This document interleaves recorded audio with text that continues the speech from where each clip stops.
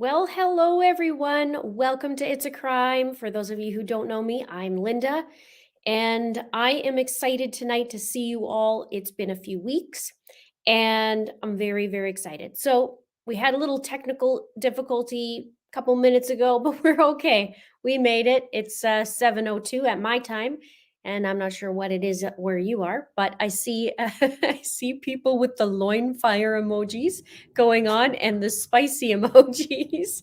So that's great. Look at you. Mississippi's in the house, Virginia. I just did a video on the shopping cart killer this week. I'm not sure if you guys saw it, if you even got notified about it. There's been some issues there, but I just did that, and it was based in Virginia and Washington, D.C. So I just finished that. So welcome everyone climbing in. So what I'm going to do tonight, I see a few of you. Thank you to your mods as well. I see you guys coming in.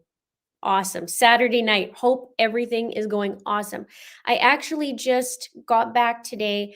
I went yesterday to Lake Louise, Alberta, and also Banff, Alberta. If you guys have heard that place, there's supposed to be ice sculptures, and they did cancel it, but there was a few ice sculptures. So before I get into it, because I'm going to be doing a few updates tonight, I want to show you a really cool picture that I saw last night. So cool that it was huge. It was really huge, but it's all made out of ice. And let's see if I can show you this without it going all wonky on you. Look at that. That is all snow, and it's carved. I think it's super cool, and thought I would share it with you guys. So that was my highlight. And then I got back today. It was very, very quick just to climb out there and whoops, there's my pen. And take a little breather. Somebody says, now if I just had a glass of wine. Yeah, this is a real problem. So where is that? I saw you. Cindy says, love you, girl. Haven't been getting notifications. A lot of people haven't. So there's been a little bit of a mess going on. But don't worry, because, truth always prevails. And the light is coming, and I'm shining it. So that's all I'm going to talk about tonight. We're not going to talk about that crap, but very cool picture, right? So cool. It was huge, and you could see, I showed you the one with the gate, so you could see just how tall it was. It was a highlight of my night.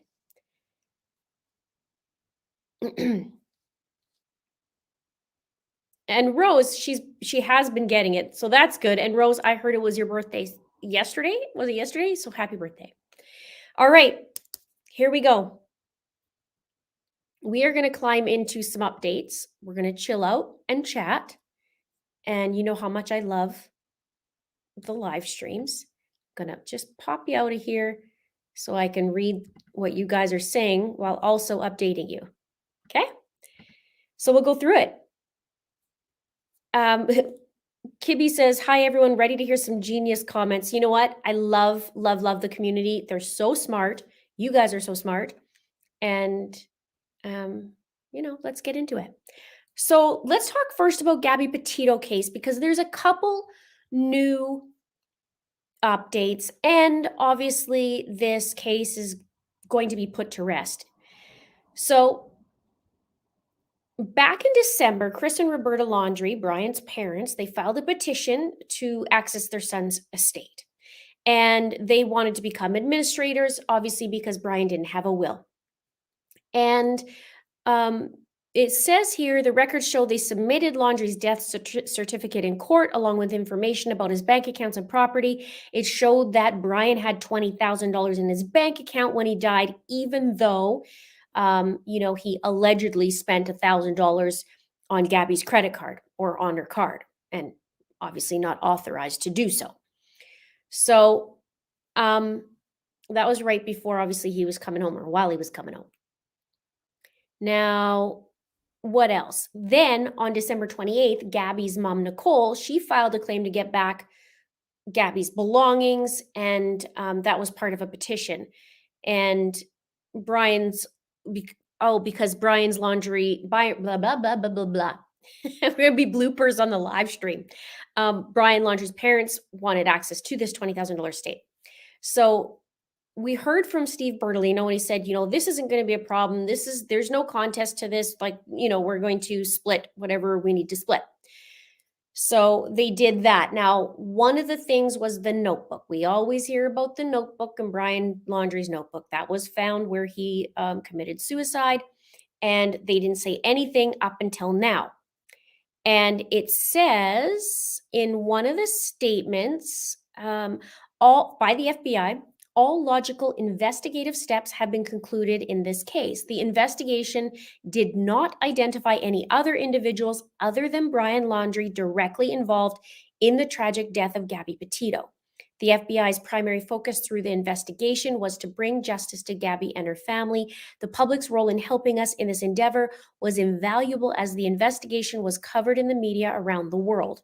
On behalf of the FBI, I want to express my deepest appreciation to the public for the thousands of tips that were provided during the investigation, and to our local, state, and federal law enforcement partners for their work throughout the investigation.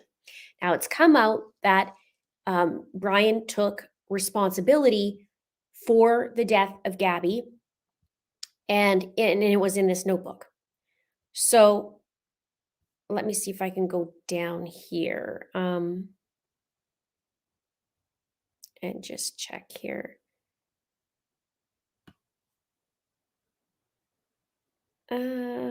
Sometimes I think I'm organized and then all of a sudden, I can't find it. So basically, now based on electronic transmission evidence. Oh, no, that's my next bit. Anyways, something was in there that he said, and didn't detail it, but it said, I'm responsible, and it explained about Gabby's death. And so it was Brian. Now, one more thing on that. Corey B says he knew he wouldn't last one day in jail. Yeah, there's some crazy things that happened. I mean, Gabby is killed, and then he hops in her vehicle, drives all the way across the country down to Florida, and then meanwhile he's spending $1,000. Meanwhile, he has 20 grand in his bank account, and yeah, it's kind of crazy. So agree, Jessica, totally agree. Gabby's parents are such a strong, loving family, and they come together, and they're doing the best they can with everything that's happened, and then turning it into positive by helping others be found and getting help, especially with domestic abuse. Now, one more thing in this, because while this was going on, we find out that a newlywed couple, I think they were married for a couple months, they were killed in Moab, where it's the same spot where Brian and Gabby were camping out. And people were wondering if Brian was a part of that. Was he involved? And that's with Crystal Schulte and Kylan, Crystal Turner and Kylan Schulte. And the FBI said, and has concluded, they said that Gabby Petito and Brian Laundrie were not involved in the slaying of a newlywed couple in Moab in late August. So they're saying now that no, that they weren't. I know that Kylan's father was wondering if they had played pool the night that the girls were in the pub. But this is what it came out. Again, it said the FBI concluded that they're not involved, and Brian's not involved. So I'm curious what they do have with that case.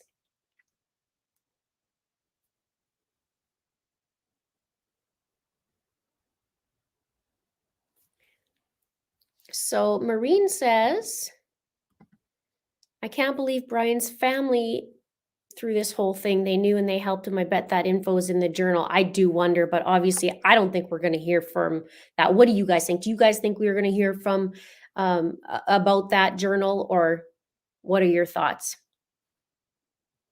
So sweet. Mimi Mimi says, "Like, share, and subscribe." So sweet. Thank you.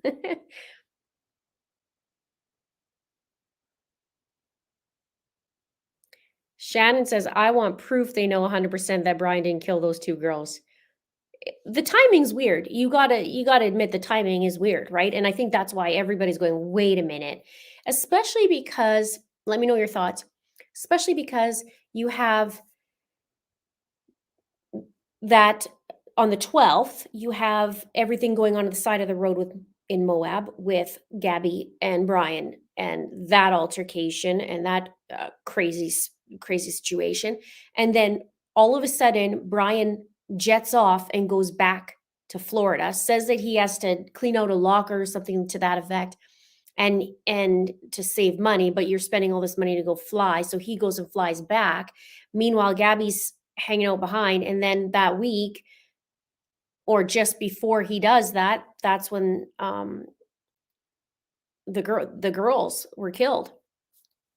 So it is strange. And Moab's not a very big place at all. I think there's 5,000 people, but they get a ton of visitors. So there must be something else. Now, there was something that I read. Let me see if I have this here. Because there was something else that they talked about. Basically, it's just this electronic trend. Okay, this is what I was going to read to you. It says, based on electronic transmission evidence, the FBI and Florida investigators have concluded that Petito and Laundrie were not involved in the deaths of Schulte and Turner, according to a news release from the Grand County Sheriff's Office. The sheriff's office stated it has identified persons of interest in the deaths of Schulte and Turner, but not suspects. The FBI is now assisting Grand County with that investigation as well.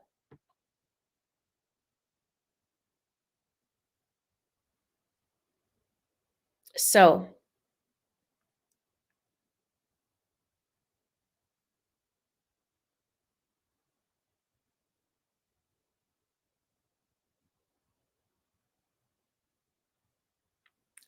there is that. Not a lot on that case, but I think this is going to be put to rest soon, meaning Gabby and Gabby's case. The other girls, I mean, there's no closure yet. They haven't found their killer, and obviously it's an ongoing case. So, hello, I'm so happy you guys are here. I love the live streams. I need to do more of them, don't I? I had a crazy month. It was a crazy month. So, did Brian have a gun? Yes, Brian had a gun. They're looking for a 9mm gun in Kylan and Crystal's case.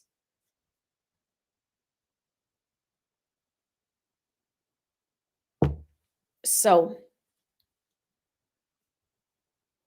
I don't know what's left in this case. I think it's going to be finished. We'll see.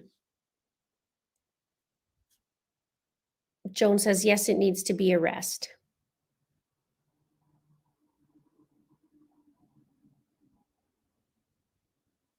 So hopefully that those girls get the justice they deserve.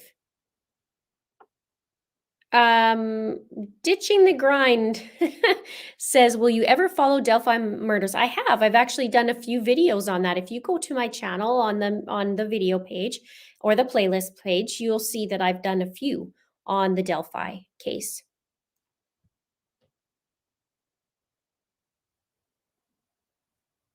Hello, Dr. Ed. I haven't seen you in a while. Nice to see you. So that's that on that case. Let's move on. I'm going to talk a little bit about Cleo Smith. She's a little girl that was abducted in Australia back in October. And I came across a little bit of news that I find interesting. And it's just a little update. But Cleo's parents are considering changing her name. She's 4 years old, but they're considering changing her name to block her basically from unwanted attention. She was abducted for 18 days. They were camping. The abductor came in and took little Cleo from the tent and then held her at his house. And there was tons of dolls in the house, Bratz dolls and stuff. And Cleo was happily found. Like she was found. Really great news. Um, and it's interesting because they're getting advice from other people. So the parents are getting advice from other parents whose children have been, put into the spotlight after these ordeals. And it's interesting because I'll give you the other piece of news and I want to hear your thoughts on this. So I can understand why they would want to change her name. I get that. Um, but let me read you this. This is where it kind of gets a little confusing. And then it did say in here that her parents are concerned about how their daughter will cope with years of such intense attention, having already been the focus of worldwide publicity in early childhood. Makes sense, right? Um, so they're talking about both like first and last names, and they said they're worried about people making the connection later on down the line. Now, here's where it gets weird.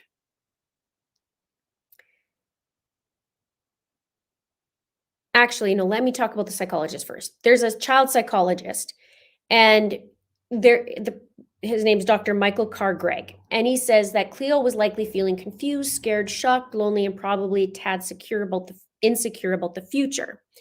And they said the big concern that I have now is childhood PTSD, where you have a constant scary thoughts, nightmares, flashbacks, a marked change in mood and thinking, and they will of course be on the lookout for that. Cleo had been through enough and needed to resume a normal life. He says, I think mom and dad are going to have to do a lot to shield her from her newfound notoriety because I think that's going to be helpful. And then on the flip side, they're saying that it's good to reach out to the others, for the people who are going through these or going through that and really be support. So here's where it gets weird. There's a $2 million deal with Cleo's parents from something called the Nine Network. And there's talk also about a 6-part special on another network called Stan, which is a streaming service. I think it's kind of like Netflix from what I understand. If anybody's in Australia, let me know here. And it says the plan is for the interviews with the family to appear on the network's news and current affairs flagship 60 Minutes, with possible spin-offs to the 9 newspapers and talk of a 6-part special for Stan. So it's kind of like, well, you're doing this $2 million deal and you're going on and talking about this whole ordeal, which maybe is healing, maybe. I can't say, I'm not in their position, but maybe it is a healing thing. But then at the same time, wanting to change your name. So maybe they'll do that first and then change your name. What do you think about that? What do you think about that? Because it's a little bit, when I read that, I went, well, wait a minute. I thought they were just talking about wanting to change the name, right?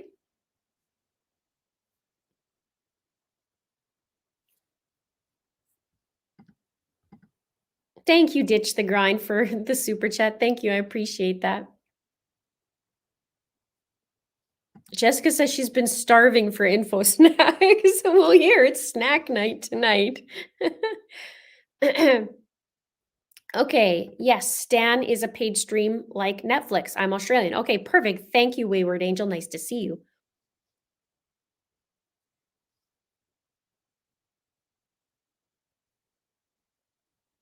Okay. Agreed. I think the parents should be able to do whatever they feel safe for their daughter. Agreed.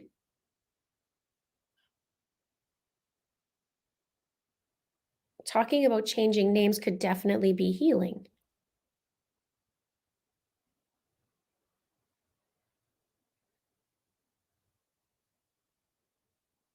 All right. Well, thank you. I just got it cut. Look it, guys. I got like inches taken off. Lots. I haven't had a haircut since July.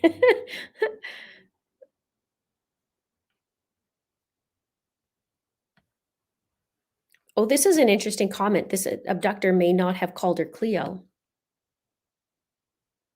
we're just having tea and talking. Hey, Cindy, nice to see you.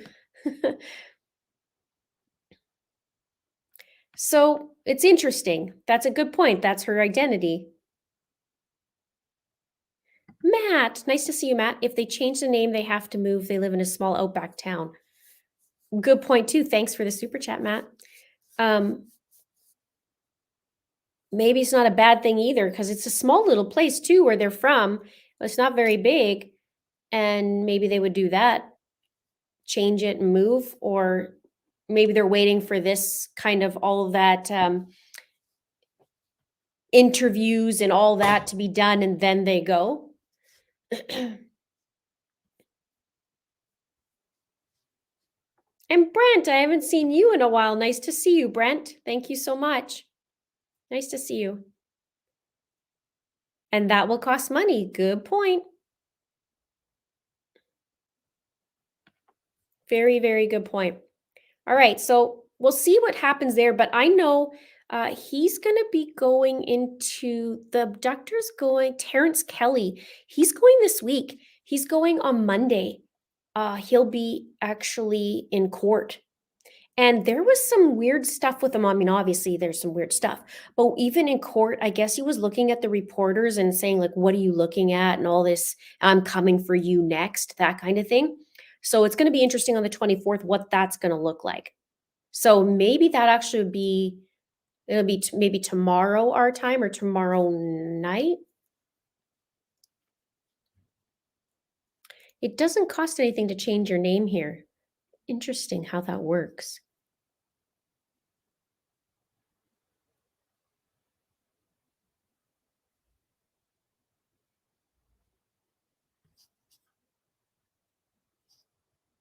Okay, so Natasha says that sounds contradictory to me.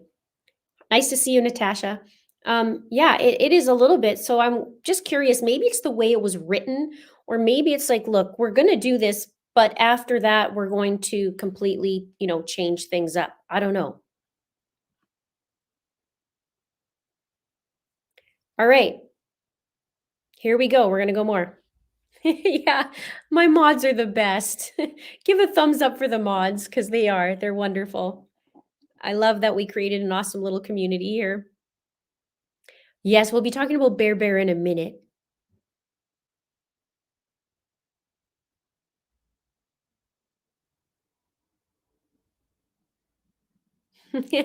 All right.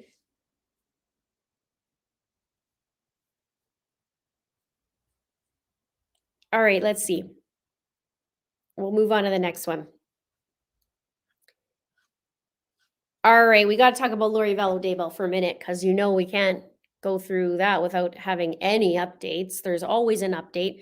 We have one more year, you guys, one more year till Chad goes to court.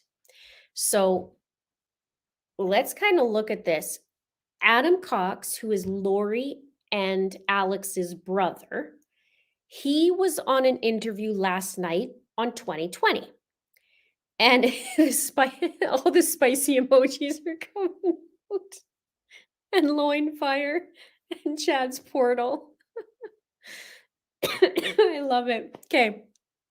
So I haven't seen the full interview, but I've done a little bit of snooping and research on some of it. So I have a little bit of an update, but I need to finish, or I need to watch that one.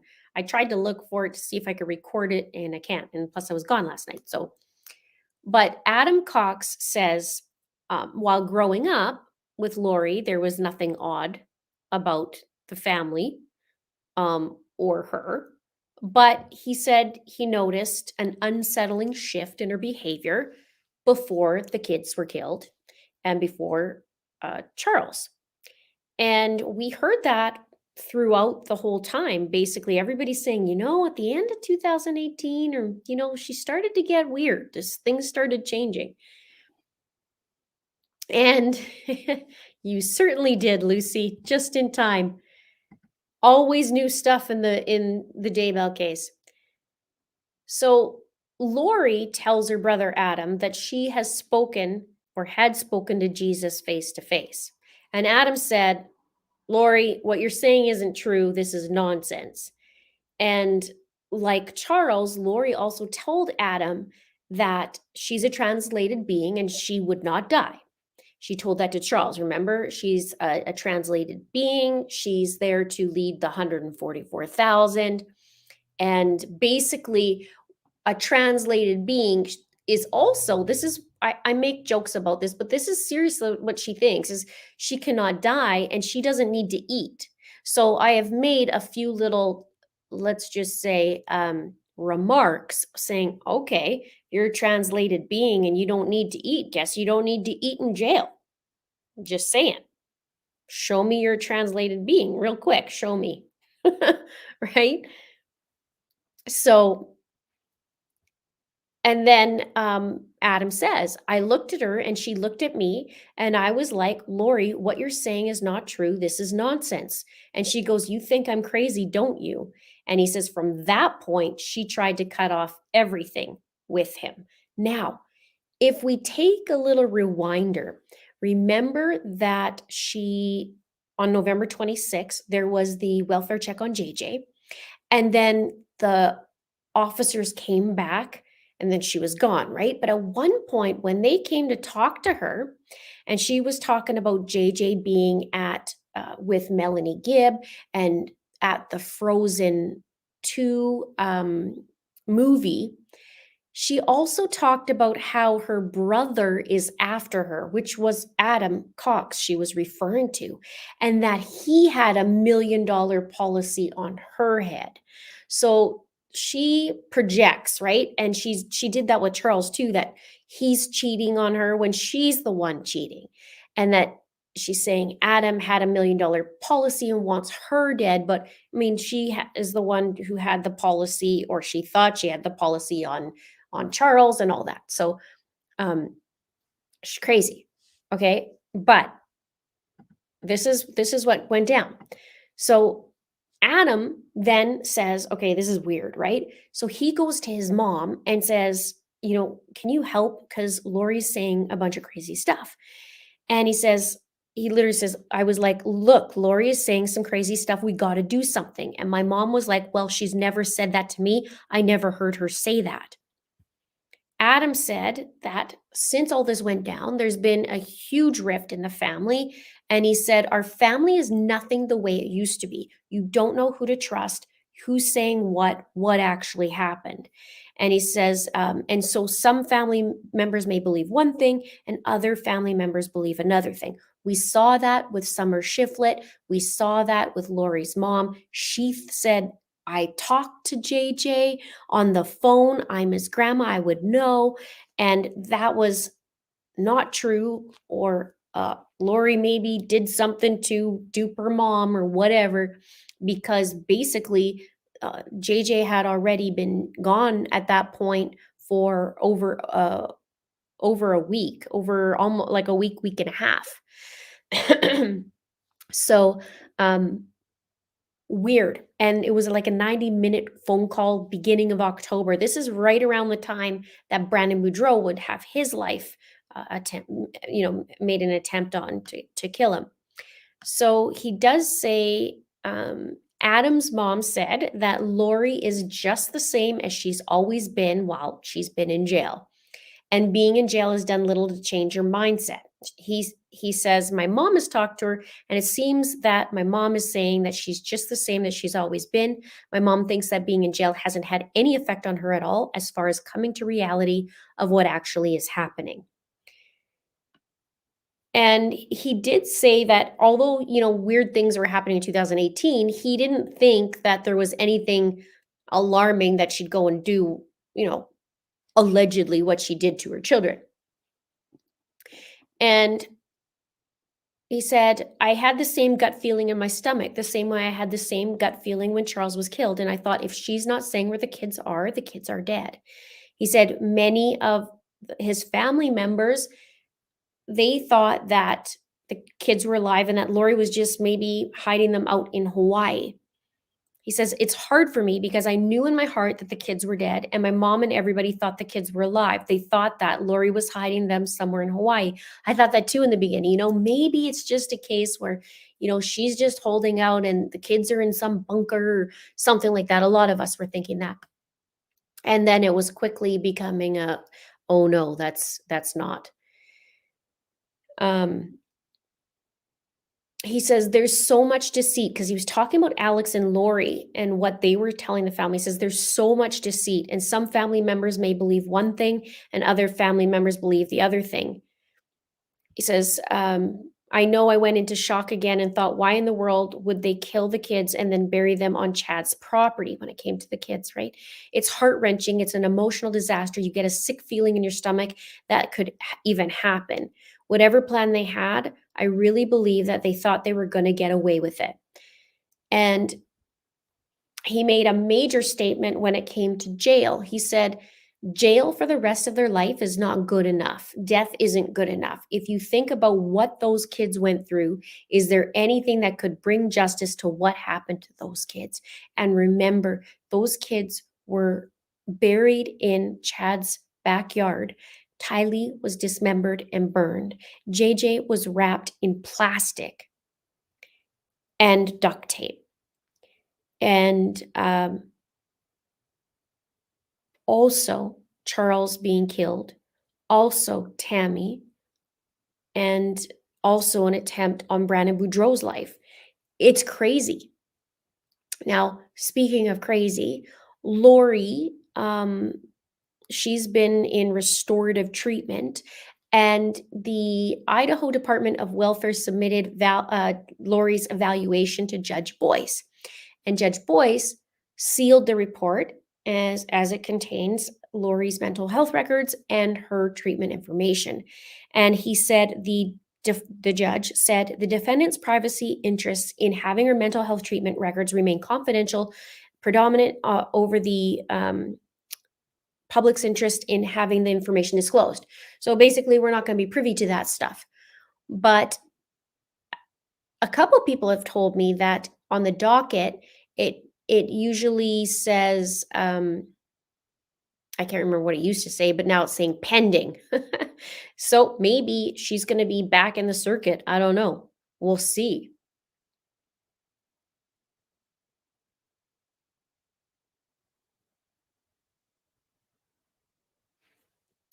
Let me just write this down here.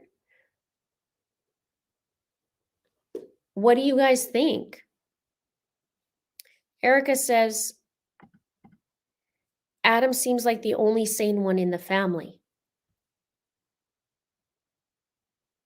Kim says she may be nuts. Where did that go? She may be nuts, but she knew exactly what she was doing. CJ says, I think Lori's faking.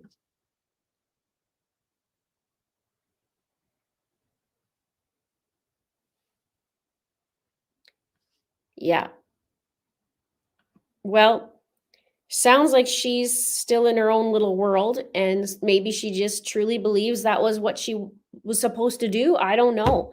But man, it's going to be another year of this. But there's a lot of stuff. I mean, I was just checking, I think I was over 150 videos, 160 even maybe now, maybe more that I did just on that case. And there's still stuff that we need to dig into, and still stuff that I need to post because there's more stuff that I've been researching. Crean says, when Tylee overheard she was a zombie, she knew her mother was planning to have her killed, but was hoping it wasn't true.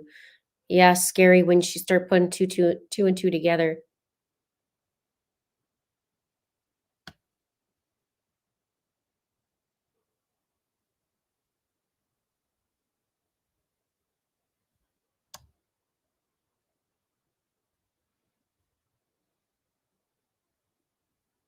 Well, Mark Means is no longer in there, so yeah.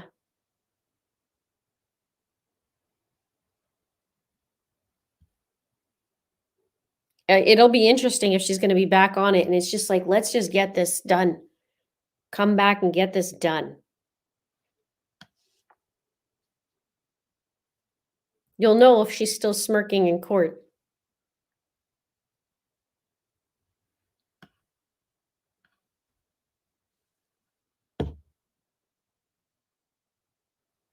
Yeah, a lot of people are saying Adam seems to be the only sane one. Uh, did Avalon Apples, I like your name. Uh, it's a crime. Did Zulema go to Alex's funeral? I don't know. I don't know that answer. I don't even know if Alex had one. I can't remember. It was curious to me that so Alex died on December 12th. Tammy was exhumed December 11th. At this time, Lori and Chad were already, they went on the 1st, they went to Hawaii. So you would think if your brother died, right, that you would actually go to the funeral or come home, but they didn't. They stayed out there. And I don't know. I can't remember exactly what happened on that part, which is crazy because how long? I've been what a week, a year and a half on this case, or has it been 2 years? I picked it up in like spring, I think, in 2020. Wow, that's a long time. But I guess yeah, that makes sense with over 150 videos on it. Check it out. I have two playlists, one on Lori Vallow or the Daybell case, and then another one is the most important videos in the Daybell case. So I did make another one. So it's just like the meat and potato ones, and then lots of updates on the other ones.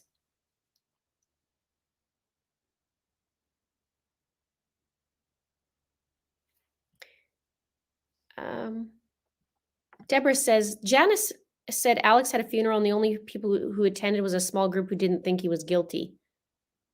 Interesting. I wonder when that was.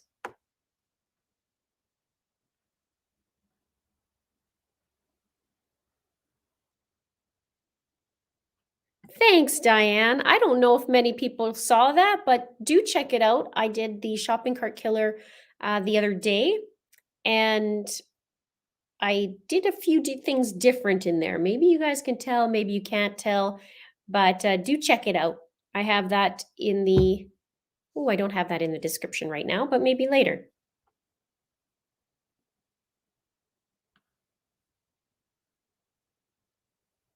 Oh, yeah. Smiling is contagious says that video you did on the zombie drug still has my head spinning. Thank you for your videos and lives. They make my day. Thank you so much. It makes my day when you guys come and hang out.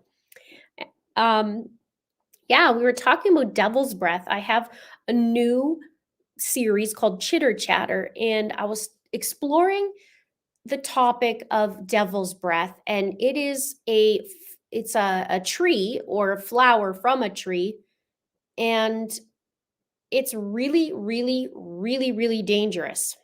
Um, they can get it down to a powder form, and you could like they'll blow it in your face or they'll put it in your drink, almost like a the drug that they do to assault women, similar to that, but it is 5 times more potent than cocaine, and you cannot get just a little bit, breathe it in, and it actually makes you, they call it the zombie drug because it makes you do things and you don't remember.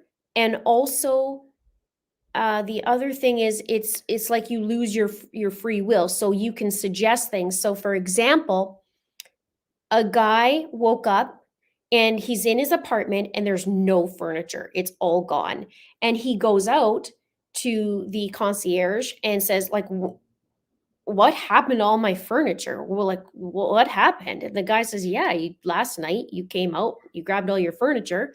I helped you put it in a truck with 2 guys. What are you talking about? And they don't look like they're drugged. They look like normal. But that's what's the scary part, because they can just make suggestions or whatever. And so the guy at the front desk was like, okay, I guess he's moving. I'll just, put it in the truck like he's instructing me.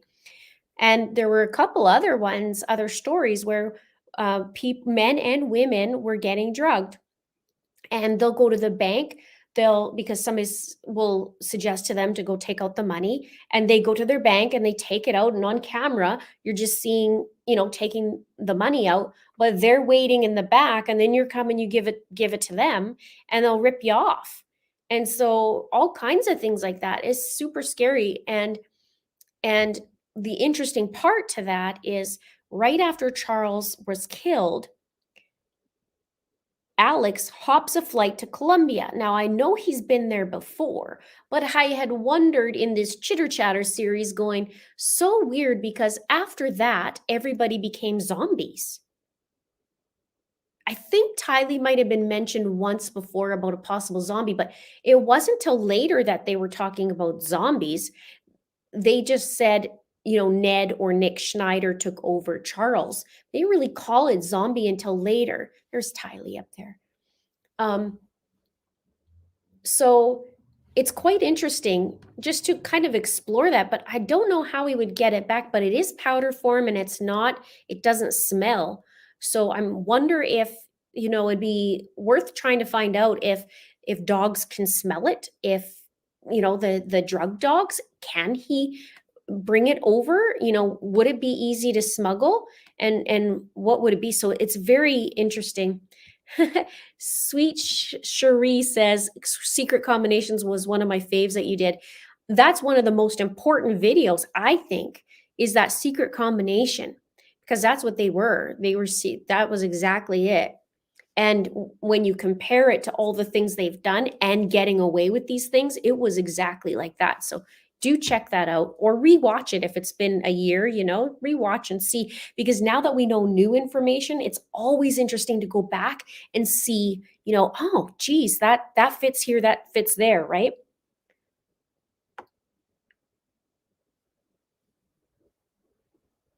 Miranda says, in my opinion, it could be possible Chad had Alex get it and have people take it.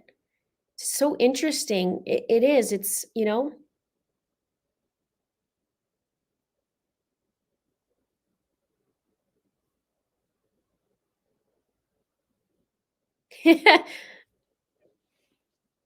Donald, thank you. And this holiday basket, remember we're talking about this holiday basket. I want to know what's in the darn holiday basket. What did Zulema say? Okay, Alex, can you make a holiday basket? All the women here who are married, you tell me if you ever asked your husband to make a holiday basket. I'm curious. Thank you, Janet. Thank you so much. Thanks for watching and thank you for the super chat. I appreciate it. What's in the holiday basket? I want to know.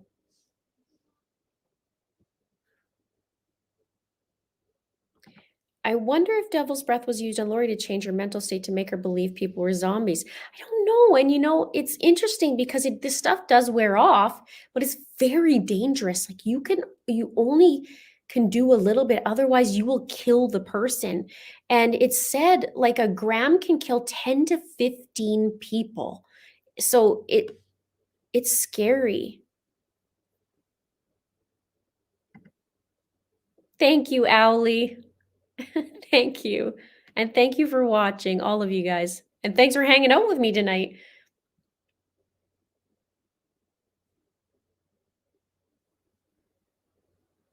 Um, maybe she knew if she drugged him, he would make the basket. Anna says scopolamine is used medicinally, is considered an essential drug by World Health Organization. So scopolamine is, from my understanding, is used for nausea, motion sickness. Some people were saying they have little patches they put behind their ear, but those are really micro doses. And this is like a major, major, I shouldn't say major dose, but like a regular dose will kill you. Maybe Sunshine says the chit chat bloopers at the end are the greatest. Yes, if you go to the shopping cart killer too, I have some bloopers. I do add that sometimes. You never know what you're going to get when you film here. Thank you so much for the super chat. I appreciate it. Yeah, I decided to put some of them in. Sometimes it's fun. And then I also know if you stick around to the end. Okay, look at everybody here. Nope. No to the basket, never to the basket. Nope. Can you imagine me asking my husband if he can make a holiday basket? I'd be very concerned. What are you putting in there? No, it doesn't go like that. Never. And he's a chef. Nope. Never. No holiday basket from my husband. He wouldn't know what to do. Exact. Okay, so right, this is the thing. I think the holiday basket is has to be code for something. I do. It has to be. Or maybe she got him to touch the holiday basket. Now, don't forget too, one of the other things is, remember Zulema was talking about how it was really strange because Alex wanted to do some sort of massage, but he went to go get plastic at the Walmart or Walgreens or whatever it was, come back, they just got married, and she said that she couldn't remember anything and got super tired. So I don't know. Yeah, it's like the trumpet flower. It's called a burradunga. Burradunga.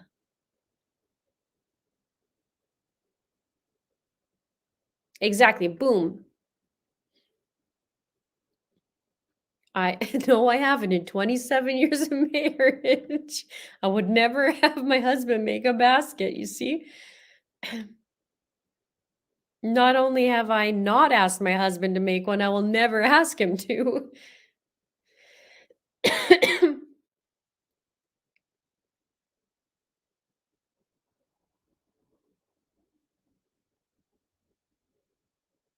Yeah, so heck no. See?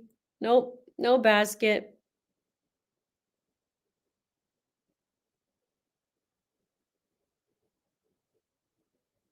The holiday basket could be interpreted in any number of ways. Like, I don't know. And you didn't see it. It was just a text, right? Just, "Can you make a holiday basket?" And I think he put "sure" or something like that.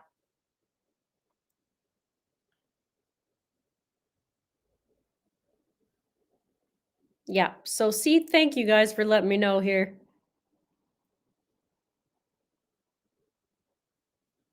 Exactly. Crafty Criminalist with Miss Z. Thank you for the super sticker. Thank you. All right. Should we go on to the next one? Enough of Lori Daybell and the spiciness of Chad's texts to Lori. I read a comment today. They were talking about, because the spicy text video that I did, and Chad's loin fire, and you just throw up a little bit every time you say that. Somebody said, well, they were they were grilling steak, and they said, now I will never look at that the same every time I grill a steak. Loin fire.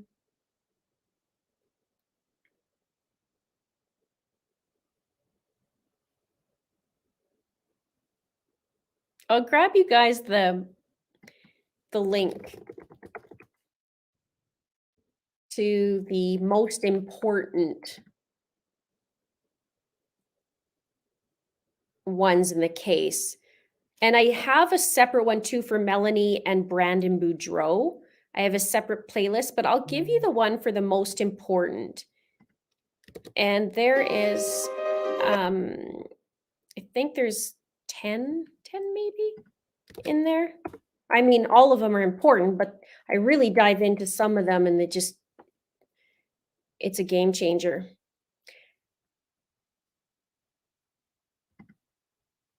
Seriously wonder if holiday basket is code for that zombie drug. I'm so curious too. I just want to know that stupid the holiday basket. Just tell us what you found in it when you you know?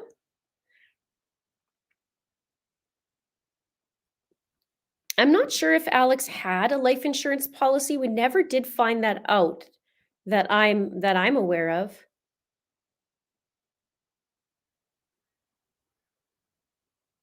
Oh, Debbie says, guess my dad is the odd man out. He does 90% of the Christmas baking, thus making the baskets.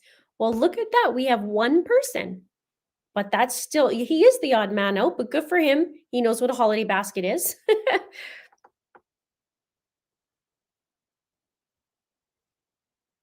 Janet says it'd be like asking them to buy a bra for you.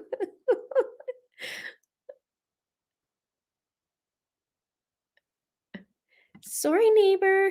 Shot my husband. Want to come to a pool party? Yeah. Have I had any contact with Annie Cushing? I talked to her last year. I can't believe it's been a year since she's been on. I'll have to touch base with her. It's been quite some time. About a year it's been.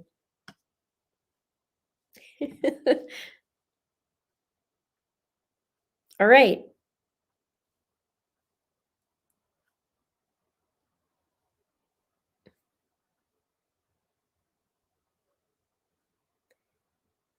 Um, okay, I'm scrolling down here. All right. So I wonder too about that. I see some of your comments about Melanie, and I think I hope that they're going to get some more information on her because I think it's coming. I hope so. Because she is not innocent in this, in my opinion. I think she knows a lot. I think she's mini me of Lori. And I think there's more to it. And there's one that I'm working on that if I can connect it properly, that would show that she's part of it, I think.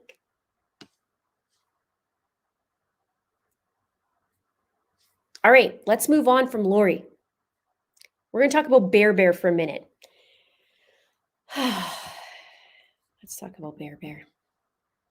No chipmunks tonight, though. All right, Barry's in court.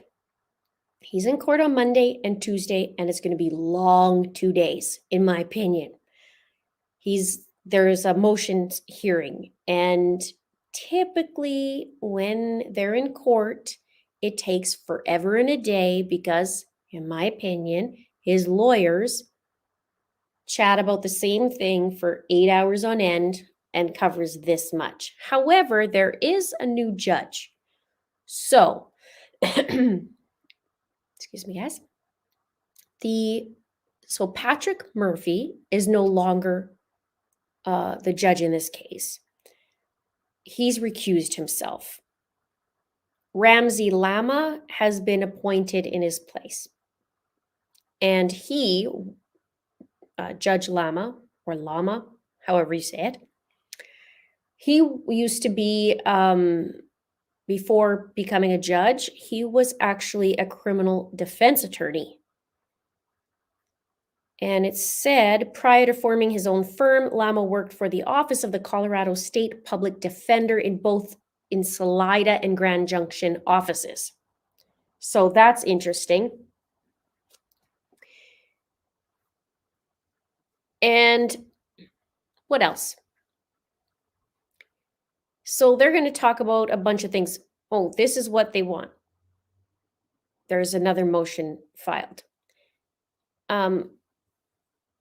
Bear Bear wants to be able to visit his daughters. They're in Gunnison County, outside of Salida. And he also, the attorneys filed a list of motions, including a change of venue, and they want to change the trial to April 25th from May 3rd. So moving it up a week. They listed it as a postponement by a week, but it's actually booked for May 3rd. So I think they wanted to go up. So that's weird. But Suzanne still hasn't been found. And it's going to be 2 years, which is crazy. May 10th. That's going to be 2 years. So we'll see about the change of venue. We'll see about if he can go see his girls. He's been wearing an ankle monitor. And this is the thing that upsets a lot of you and me too, that his ankle monitor doesn't work where he lives. So he has to climb in every day into town so that it does work and he checks in. Now, what's the point of an ankle monitor if it doesn't work where you're living? But I know there's not very good reception out there, but maybe that's perfect in his mind, right? That's how I feel. Now, why did he recuse himself? Okay, so basically Shoshana Dark, who is Barry's girlfriend, her lawyer is friends with Judge Murphy. So there's a conflict of interest, so he recused himself from the case. That's the short end of it.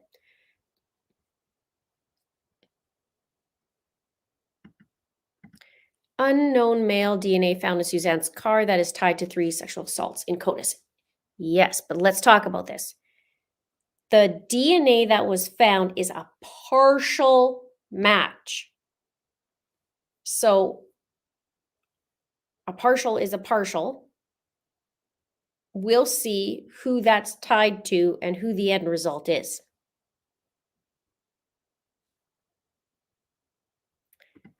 Crafty Criminalist says, can people go and sit at Barry's trial? I do not know that answer. I guess it depends on the rules in May, but they've had a publication, what do you call it, ban or whatever. There hasn't been. Colorado's weird. You can't sit in a lot of those things, but I don't know. COVID rules, I have no idea. I don't know. I want to know if I can go to Gannon's. And that's at end of March. So I'm not sure. So far, they've only been letting in a few media. And I can't remember if this one had a publication ban or not. I can't remember. I don't know. It's a good question. Luke says, I bet court will be a real zoo with bears, chipmunks, and llamas.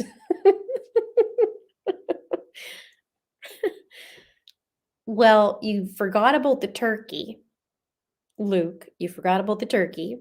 And you forgot about what else besides the turkey? We got the chipmunks, the turkey. Was it deer or elk that was crossing the road that Barry wanted to make sure to check out? Was it elk?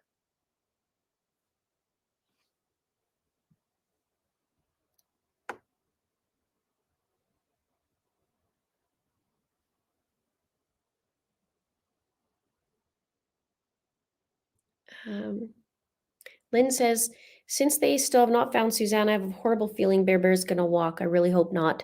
Hope not too. Welcome, Kelly, to the crime ring.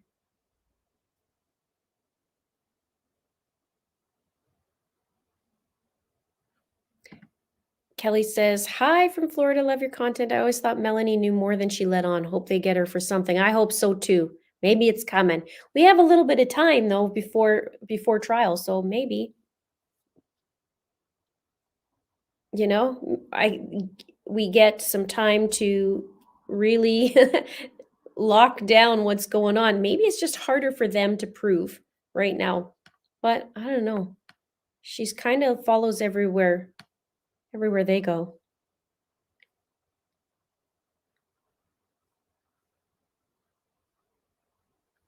I'm glad you healed. Anybody who doesn't normally watch, I had a tobogganing accident and hurt my tailbone really, really bad. I cracked it and I just started sitting. So that's good. And yesterday I went for quite a bit of a walk, which was actually not bad. It was a little sore, but actually not bad. So, oh, and tonight there is a special on Bear. On Suzanne Morphew's story on, is it 2020 tonight or is it 48 hours? It's on 48 hours. 9 p.m. So now 9 p.m. Mountain. So in 1 hour from now, it says CBS television network show 48 Hours will feature a piece called The Suzanne Morphew Case, Nothing is What It Seems. The show can also be streamed on Paramount. And I have one more thing on the Barry Morphew case, which is interesting. They may call more than 500 witnesses, which is incredible. And did you also know that Barry's suing like 26 people, including the FBI, the sheriff, John Speasy, Linda Stanley, and a couple others. It's very interesting. There's no holds barred on them.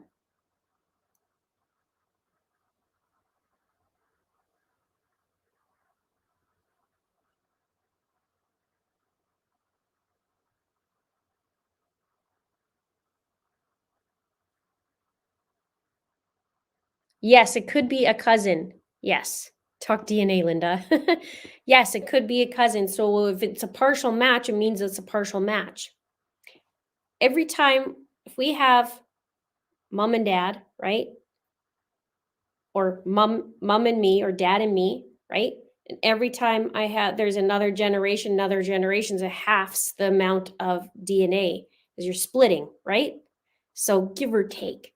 Well, a partial match means it's not a full match on the person. So it could be a cousin, could be a relative of some sort, right? So anyway, I'm excited to see about that part of things because people get stuck on it's a match, it's a match. Well, no, it's not. It's a partial match. So it's a cousin of somebody who has these 3 assaults or whatever. If we can, I will go and watch. Yeah, I wouldn't want Barry to see me, that's for sure. He doesn't like me too much. Bear.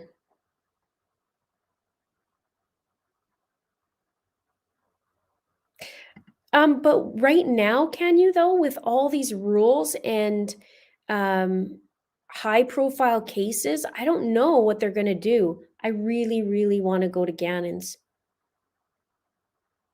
or for Gannon and go sit in front of Letitia. Yeah, my bad. Turkey and elk as well. There you go, elk. And the bobcat. And the bobcat. Because, a mountain lion got her, aka the bobcat. Can't forget about the triangle.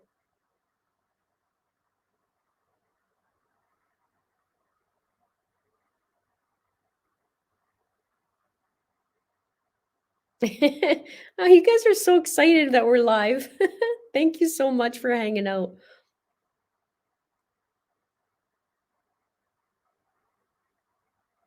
Um, oh, and a place to stay for Letitia's. Look at you. Thank you.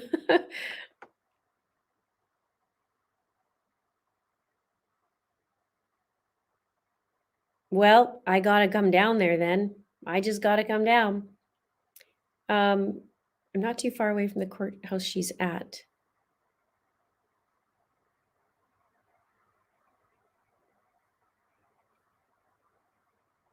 Now you guys are talking about cracked tailbones. I'm just getting that now. It's not good.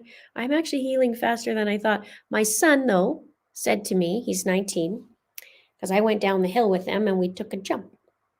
And I landed on my butt. And he said, Mom, it's not like you're that young anymore. And I looked at him and I said, You're lucky I can't run or walk right now.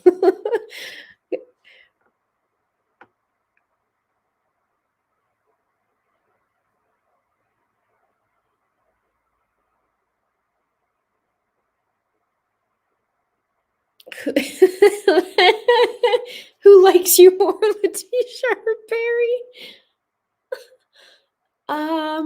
I don't know. Maybe that's for you guys to vote on.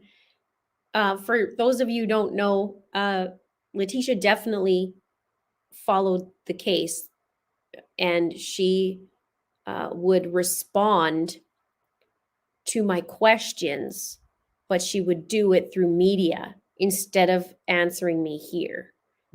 And in the Justin Evans case, I say that Kiera's a lot like Letitia. I called her little Letitia and don't think she liked that too much. But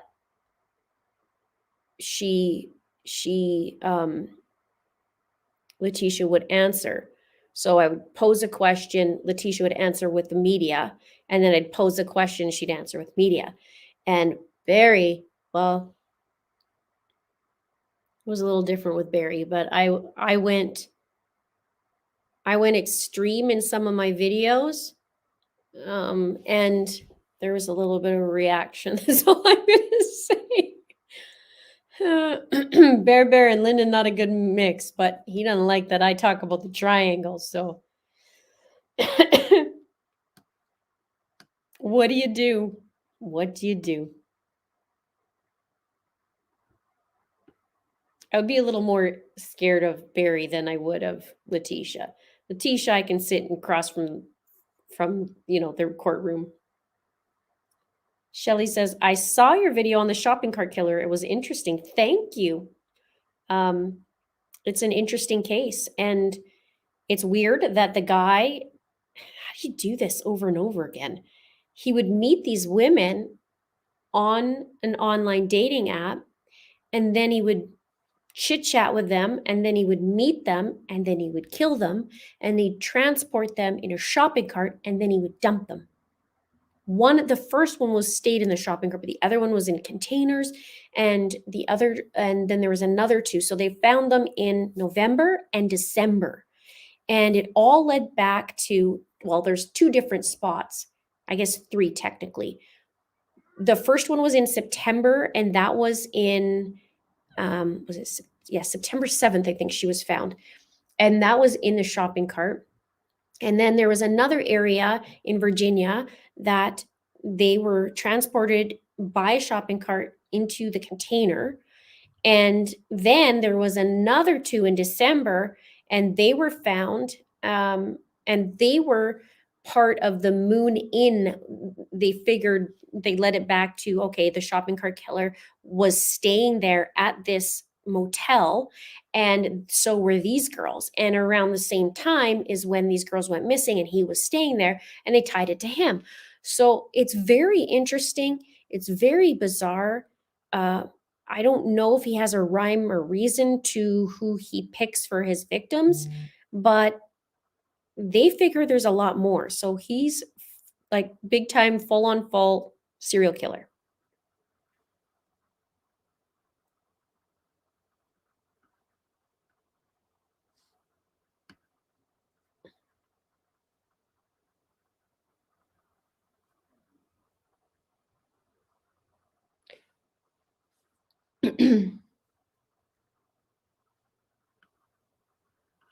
So do check that out.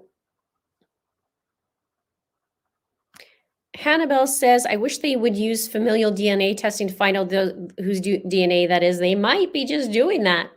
Maybe they have CC Moore helping out.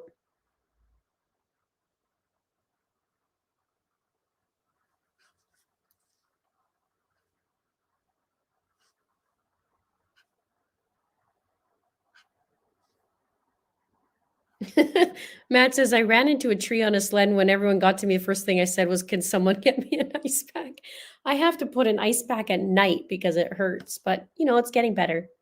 I have this really cool blanket. It's called a heat healer, and it is an infrared blanket. And I think that that's the reason why I've healed so fast. I can hear my cat. You hear her? All right. So what do we have next? So that's Barry. So the 24th and the 25th, I believe, let me just check the time for you guys, because that's never, we can't see,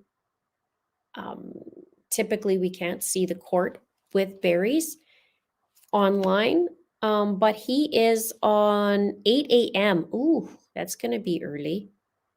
8 a.m. the 24th and 25th, motions hearings. It's going to be 2 long days.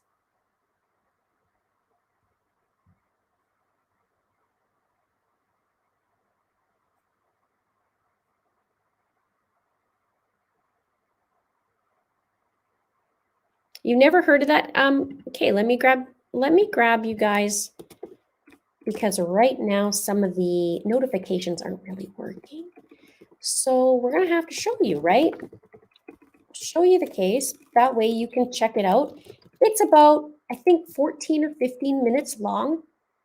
but it's jam-packed with information, as most of my stuff usually is. But let me get you the link, and then that way, if you want to watch it after or now, whatever you want to do, you can see it. And I'll post it right there. Shopping cart killer. He's only in his 30s too, and yeah. Oh, that's so nice. Hit the thumbs up, you guys. Let them know that this is good content if you think so. All right, let's see what else we have. Okay, let's talk about Letitia, because we kind of talked about Letitia, so let's go into this for a bit. There's one thing that I posted.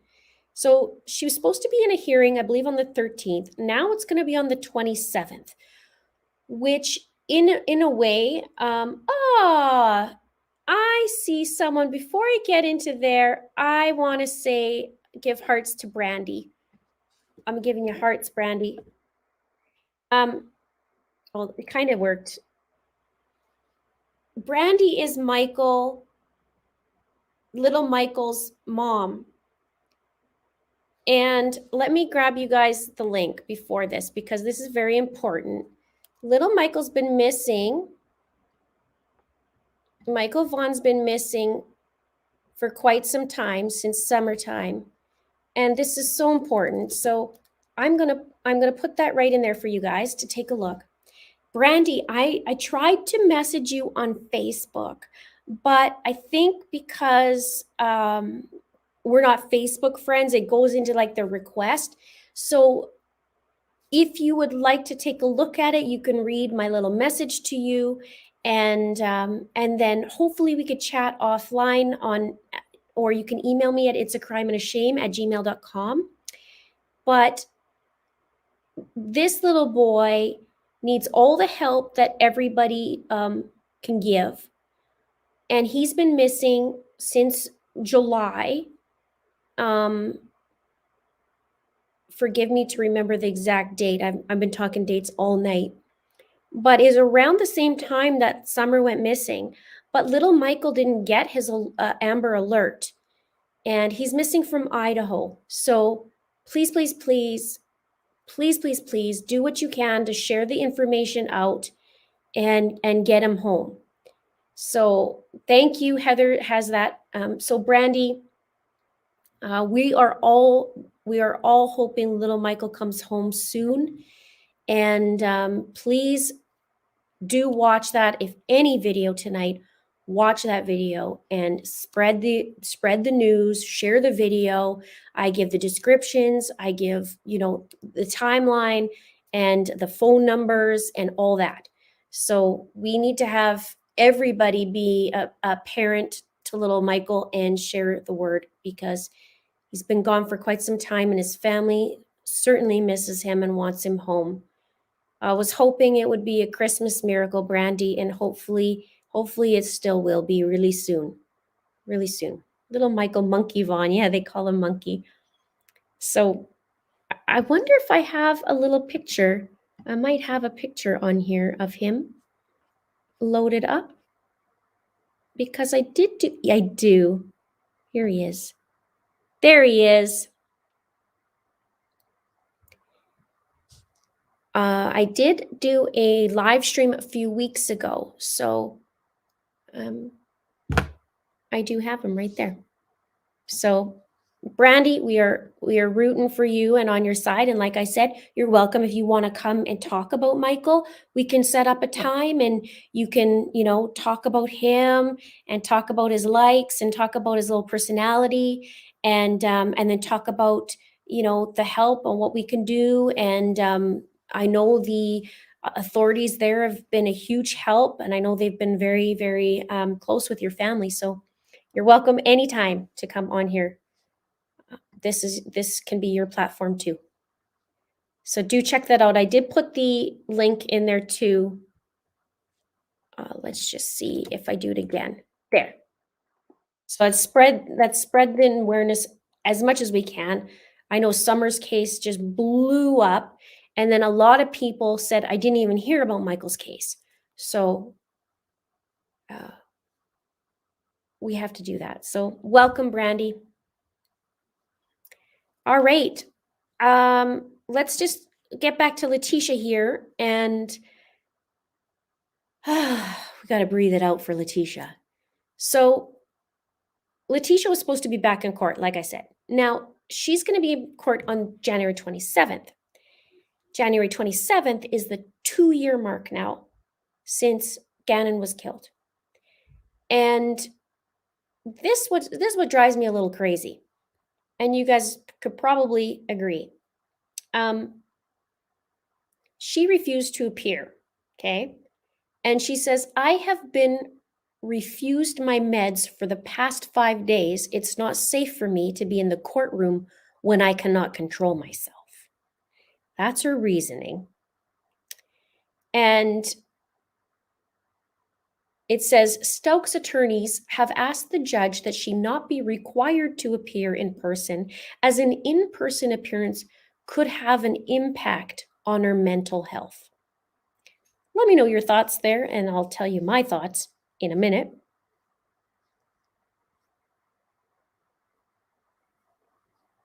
Are you frustrated? Yeah, 2 years, January 27th. And there goes the Aguardo signs. First off, she didn't seem to care prior to this. Secondly, I think she doesn't want to face Al because he has a new wife, apparently. And so imagine how that's going to look sitting there while she stares at him and her. And of course, if Landon's in there. But I think especially with Al and the new wife, I don't think she wants to sit in there. Oh, non-muffler guy's making an appearance too. She needs to show up. Absolutely, 100%. So many people, when I put this in my community tab, what I just read you, they were so angry and just said, what? This is a load of, why isn't she showing up? She should be showing up. A lot of people are very angry. And now she's already done 2 assessments and deemed competent. And now she has to go again to go back. And I don't know how she's going to pretend. I mean, she has a lot of time, so she's probably reading. I think she reverse engineers it like, okay, what can I do? What if I do this? Look, what is it going to be? Oh, okay, that must be my diagnosis. So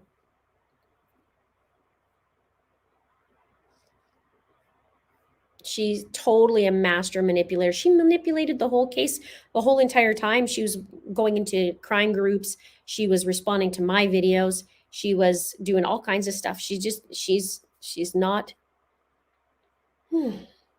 She needs some help. But she's not crazy. She acts crazy, but she's not. So somebody says she needs to get her bum into court. She needs to get her bum into court. Yeah. So 27th. Now hers is March. Her case is her trial, is on March 28th. And pre-trial March 17th. And then March 28th, a 6-week trial. So that is going to be a while. We're going all of April, I guess a little bit into May at that point.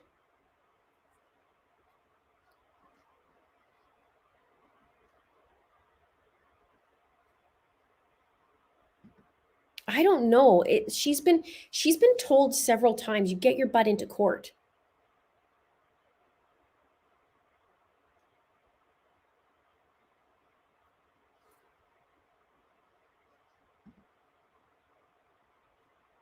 Very nice. Thank you for putting that, Michelle.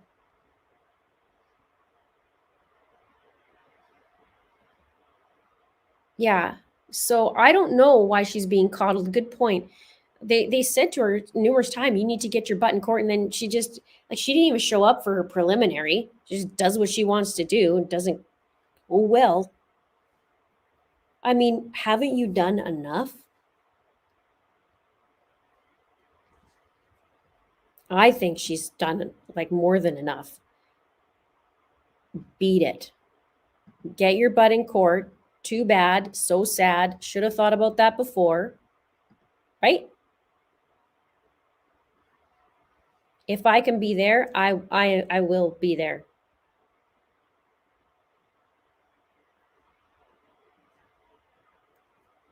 So there was over 300 comments, and a lot of people were very, very upset. Even some people say, let's face it, nobody wants to go to court. And I'm pretty sure that being prosecuted for murder should and will have an impact on you. That's the whole point. I think far too much consideration has been given to Letitia and to Lori Daybell as well. Yeah, like she's been deemed competent twice. Somebody says, who cares about her mental health? Are murderers supposed to feel happy about going through a trial for a child they took off the earth? I'm getting really angry with this process. She needs to be dealt with swiftly and fiercely. So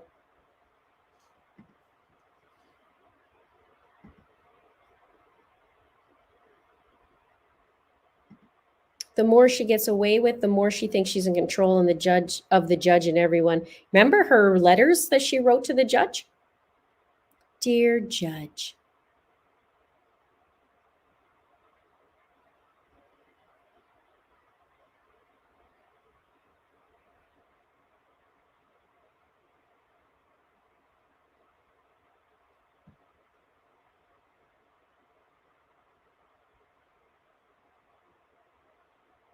Yeah, that's right. The judge said the men with the big arms will come bring her to court. I want that to happen. Well, a couple of times, and it still has never happened. The 27th is quite interesting. I wonder what will happen that day. Like that's a 2-year mark.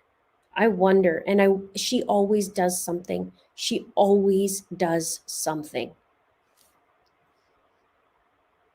It's not right to the family that they have already had horrendous things happen to their family and little Gannon, and then you have to deal with that crap over and over. Now, I have full faith in Michael Allen. I think that she's going down. I think Michael Allen, well, he has an impressive resume. Doesn't matter if even I think of it or not. He has a impressive resume. I don't know how many chances. She's gotten too many. So she always does. She's gonna pull something, watch her try to flip on lights and go, oh, and spin around in circles.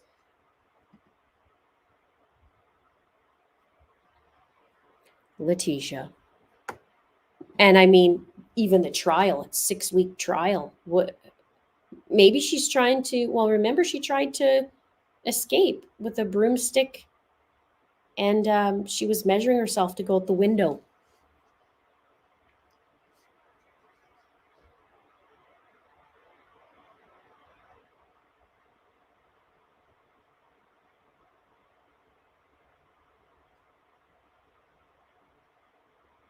It's ridiculous. I know Doty's asking about Justin Evans. I will get there.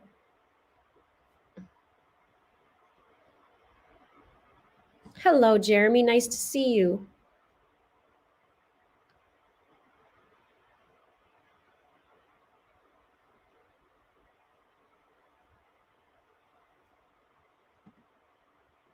Hit the like button. 1.5 watching, but only 800 so likes. Look at that. There's another case too that has been put on hold forever, and that is with Heidi Broussard. Still waiting for that.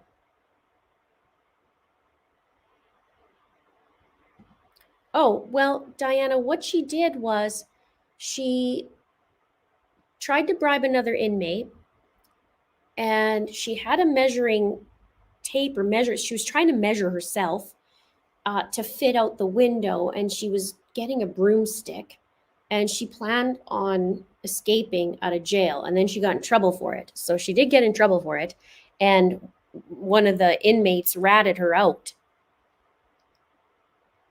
Maybe she thought Eduardo was waiting on the outside. Take her peanut butter away. Well, there might be threats in her peanut butter.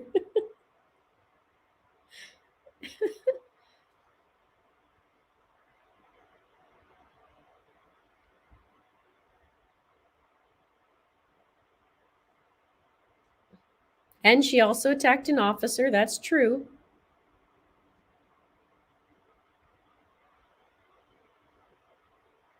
Yep, there's a trial date. The trial date is March 28th. It's for 6 weeks long. And March 17th is the pre-trial. And they have to file any motions 15 days before the trial. So, yeah, middle of March. But 6 weeks is a long time.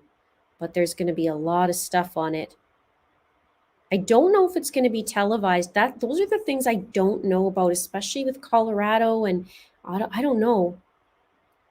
I hope so in some ways, so that I can watch all of it, because I certainly wouldn't be able to be down there for 6 weeks. I don't think, but I certainly want to be there. And if not, I'm going to be supporting the heck out of the family for that long. There we go. You guys are sweet. You have my backs. All right. Well, if you want me to do more live streams, let me know. You can do the thumbs up or subscribe. And if you do subscribe, just heads up. You know how most YouTubers are like, okay, subscribe, hit that bell, blah, blah, blah. You have to hit the bell because people aren't getting notified. And the weird things are, like, longtime subscribers aren't getting notified. And all of a sudden they're saying, I'm unsubscribed. So double check. Because there's lots more coming. So you guys want to, if you enjoy it, right? Subscribe. Mr. Linda won't like that.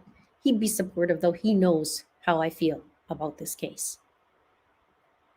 So I would like to watch her get what she deserves. All right, let's see what else, you guys. Where am I at? Okay. Megan Boswell. We haven't talked about this case in a while. Megan Boswell is the mother of little Evelyn Boswell. Little Evelyn Boswell died when she was, we don't know exactly, but somewhere between 12 to 15 months old. And they haven't I don't want to say publicized. They haven't released the autopsy findings. And Megan's been sitting in jail. So yesterday there was a motions hearing, and her lawyer tried to get Megan's bond reduced. It's a $1 million bond. So the lawyer tried to reduce it. And he says that Megan deserves a lower bond because she has no known criminal history before. She's not a flight risk. He said she's been in continuous custody since 2020 and has been to every court appearance and will appear at all future court dates. And he says that she had been employed up to the point of her arrest in 2020. Do you remember the Hunter T's Chicken Shack? Do you remember that? The guy that she was dating, and he kept saying, I own Hunter T's Chicken Shack. Do you remember that? I can't believe I remember the name.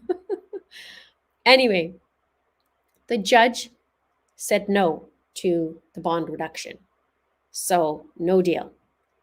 And there's also a deadline for May 1st. And that's for the lawyer to notify the court if they intend to use Megan's mental health in his defense. So Megan's charges are pretty lengthy. She was indicted by a grand jury on 2 counts of felony murder, 1 count of aggravated child abuse, 1 count of aggravated child neglect, 1 count of tampering with evidence, 1 count of abuse of a corpse, 1 count of failure to report a death under suspicious, unusual, or unnatural circumstances, and 12 counts of false reports. So her trial is September 26th of this year, but her next court date is April 7th. And that's about it on her.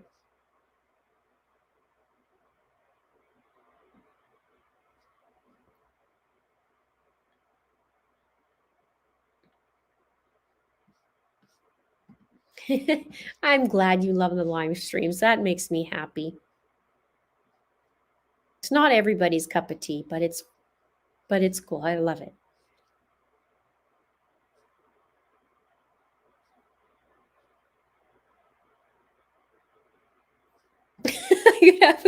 I could have a cooking show. I don't know, Brent, because I'm vegan. So most people are going to be like, what? I don't want to watch vegan stuff. Although it's good, it is good. See, there we go. Boom. I was missing videos and had to unsubscribe and resubscribe, and all worked well again. A lot of people are having problems. More live streams.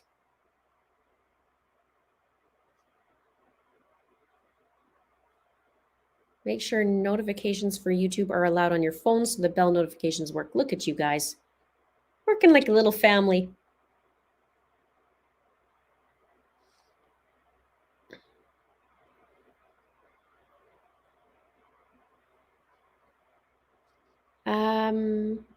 Okay, let me go through.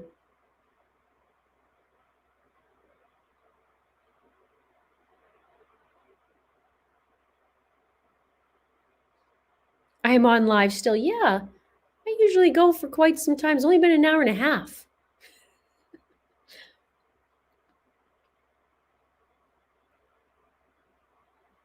All right, let's see what else.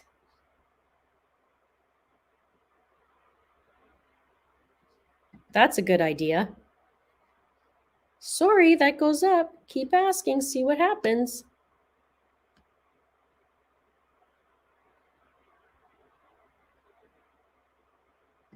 Can I post a reminder of court dates for all these cases? You know what? I do in my members side, but that's something if you're requesting, I could probably do. I do on the day of court. I will post in the community tab. Today is, today's the day that Barry's in court, blah, blah, blah, blah. And we have a little chit chat. So I do.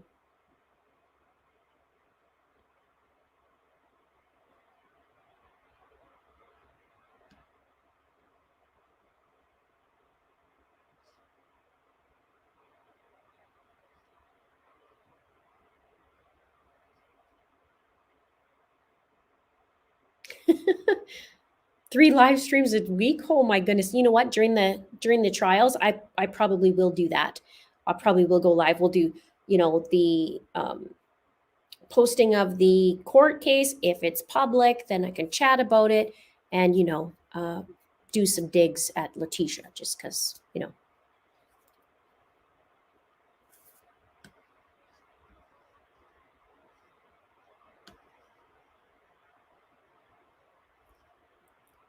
I would love my vegan cooking channel.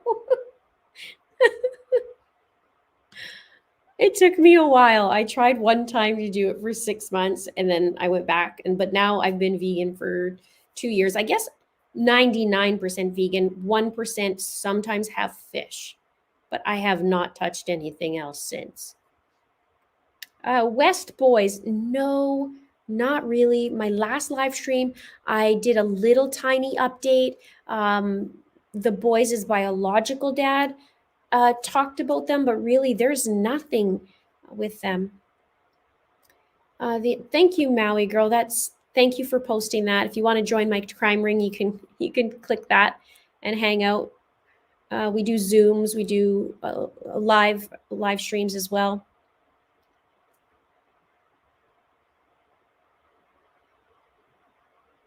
All right, so let's talk about Justin because I know a lot of you guys are talking about Justin. I wish I had an update, a concrete update. I've had some tricklings and chitter chatters about the case. basically where we're at is the case is still open as far as we know. It hasn't been closed. The police, at this point, all I know is they think it's a suicide, which is ridiculous. We know that the detective announced it as a suicide before the autopsy, which is curious. We know that they've said they searched the swamp, then they didn't search the swamp, then they did search the swamp, and then they didn't search the swamp. So that makes it curious as well. I think that it's quite messed up in the area. And there's another person kind of in the general area that's actually got abducted last week. There's a woman who was abducted by 3 men, and they were wearing police officer uniforms, and Matt Watson's on the case. So I don't know what's going to come of that, but should be interesting.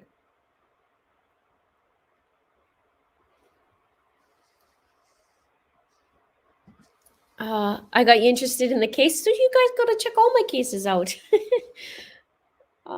Check out the shopping cart one that I just did too.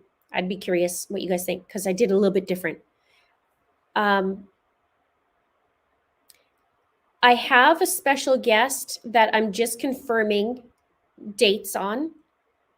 I'm not going to tell you who it is, but this could help in this case.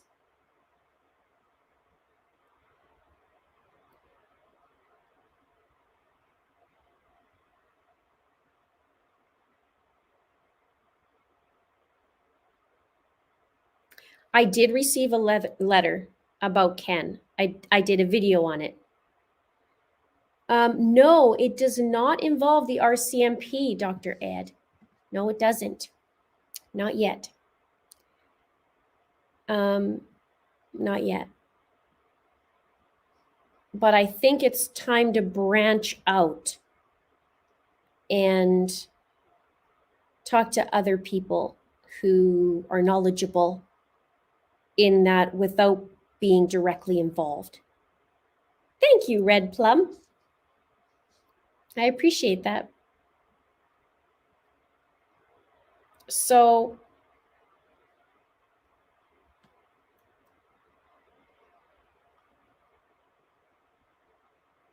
let's see. First time. Yay! Welcome. Glad you can hit up a live. And on a Saturday night, we're hanging out.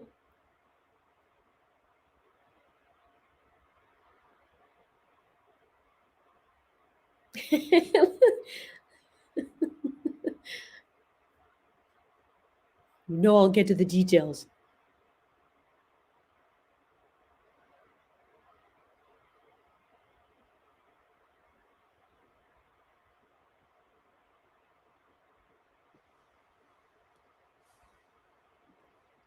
Yeah, so there's some weird things to that case. A lot of people in that area, I shouldn't say a lot of people. It's hard to sift through what's true and what's not, and it takes longer to do that.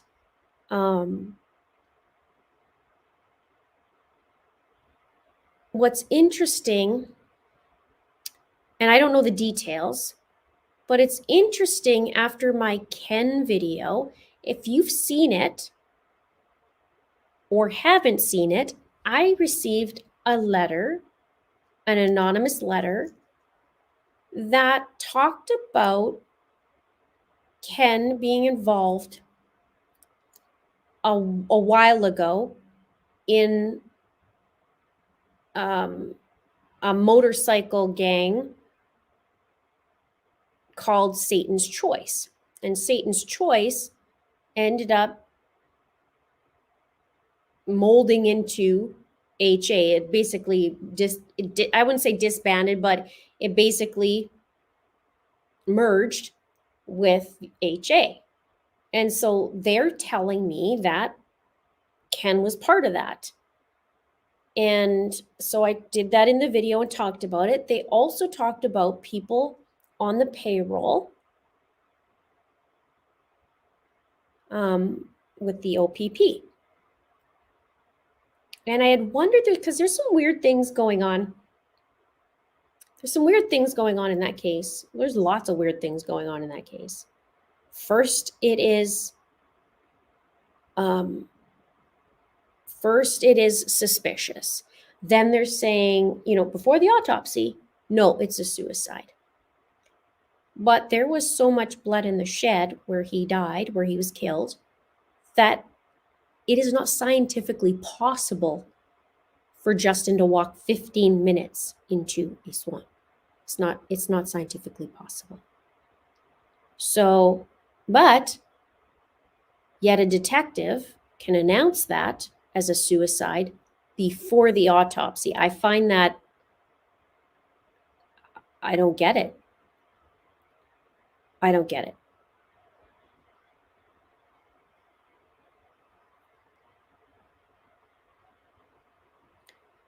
So people in the area want the truth. People in the area so badly want the truth, but there's people who sabotage it. Now, not one drop of blood, and it said no blood on the handle. So who's going to clean that up? Welcome, sunshine in my heart. Welcome to the crime ring. I see you there. Right there. Welcome, welcome. It is so, there's so many things to this is so wrong. Like, they did search the swamp, then they didn't search the swamp, then they did search the swamp, and then they didn't. So which one is it? And why don't you know? And why wouldn't you go check it? So there's a woman, like I said, she was abducted a week ago. I think it was about a week ago. And Matt Watson's on the case. So we'll see how that's handled.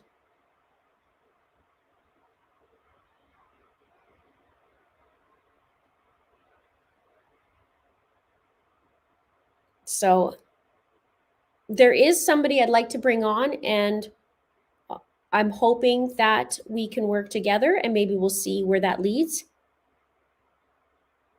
Because there's still a killer out there. There's still a killer out there. And how would you not want to get the killer if, like, why would you want it to be suicide? Because it's clearly not. Even the medical examiners, like, no.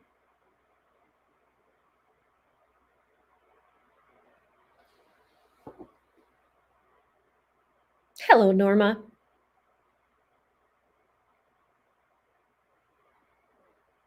Yep, Angie says if he walked to the swamp, dogs would have found him in December.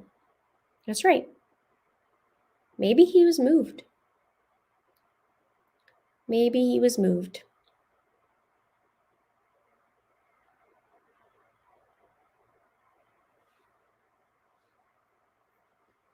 Kiara was her name, yeah. And it was odd because she knows a couple days before something would be made public, she knew about it. She would start chitter-chattering and then talking about things, and then 2 days later it was announced by authorities. So how would she know? I was like, how would she know? Let's just take a little look. And lo and behold, her dad is friends with people in the OPP, and her boyfriend Bud has people who are related to him and is an authority figure. So I'm just curious how they're, being able to know these things prior. And doesn't that impede an investigation? And is some crappy things.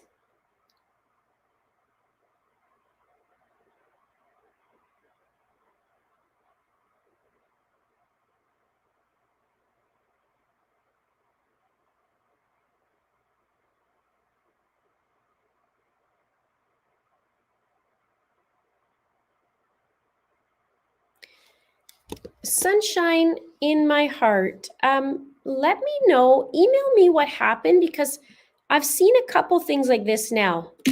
Let me know what's going on.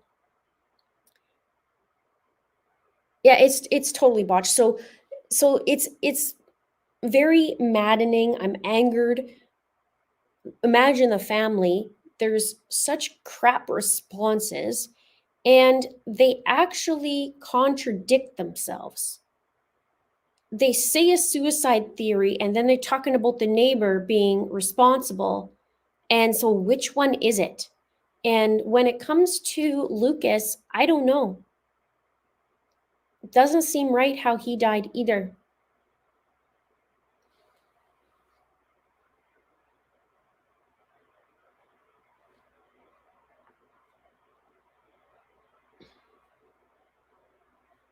Yeah, Mrs. B, me too. I've noticed I'll be watching channels that I've been subscribed to forever, and I look up and notice I'm unsubscribed. Mine's the same way. Mine, like me too. And it's totally frustrating. So just make sure, you guys, if you want to get my videos, make sure you're subscribed, double check with all the bells and the ticking it off, so that, because I'm doing anywhere from 2 to 5 videos in a week.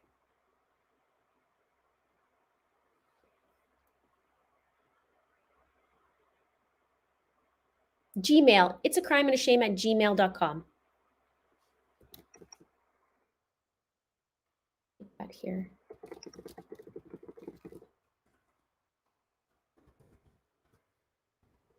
There we go.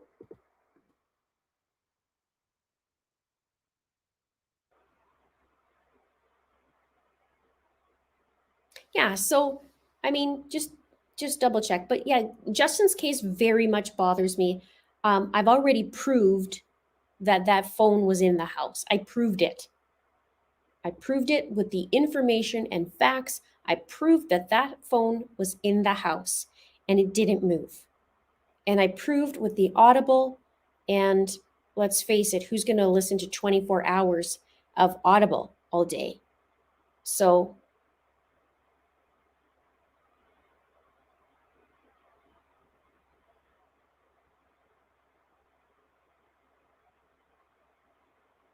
yeah, some write me. Yep.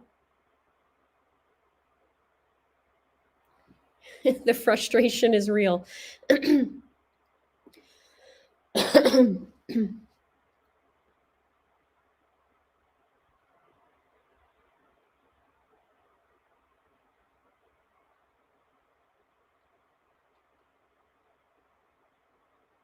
Yeah, that's right. Ken was on a bender. He said he was on a 4-day bender, and he didn't want to tell the truth because he was on a 4-day bender. But he was driving Kiara's car at noon on Saturday, which is 2 days before they called Justin in for that he was missing. And Saturday was alibi day, though. It's so frustrating. I don't know what to say. Yeah, I believe it's still open. The case is still open, from what I understand.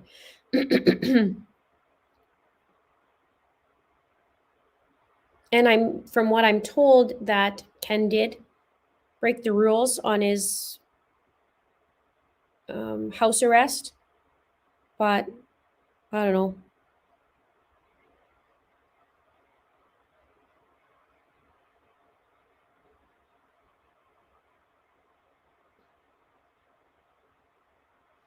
Well,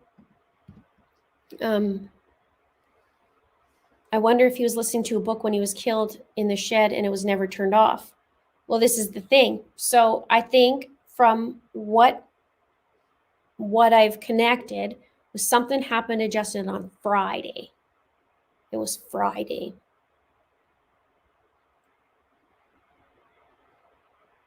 But I was going to say, I don't know the details, but I do know that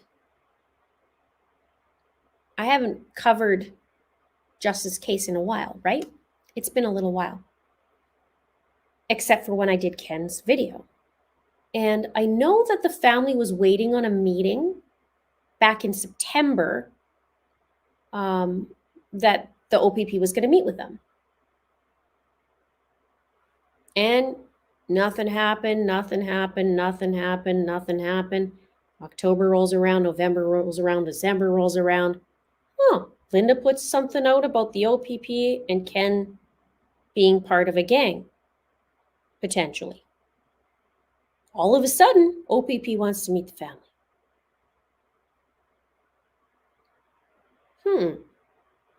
Weird timing, don't you think?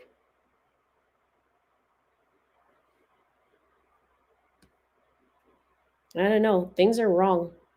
Things are very wrong. I would love to be able to trust the OPP.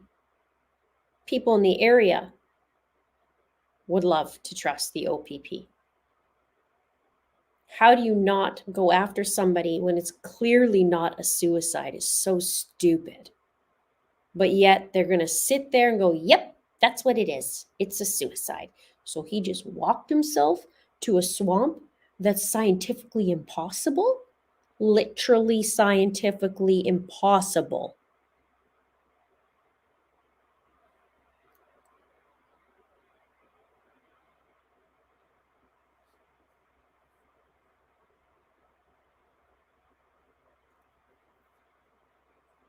I'm a little spicy right now.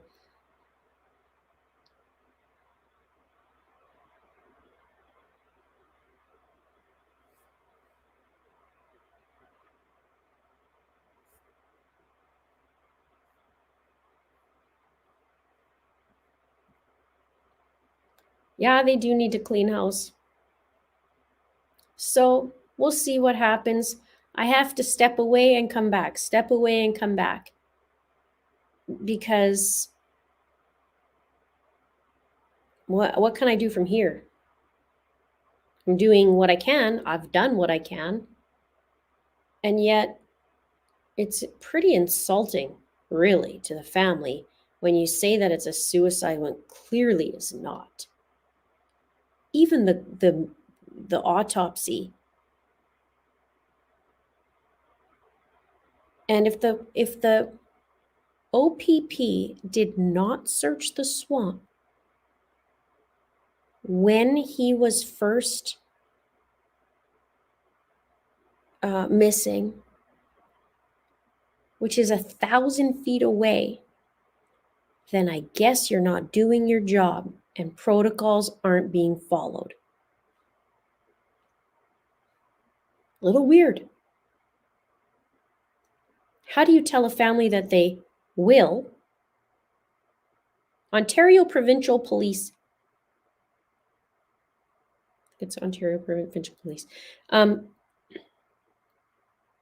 do you tell your family that you did search it and then you back up and say, no, I didn't?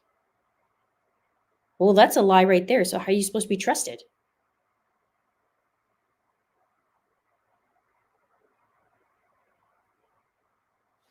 So anyway, that's the Justin Evans case.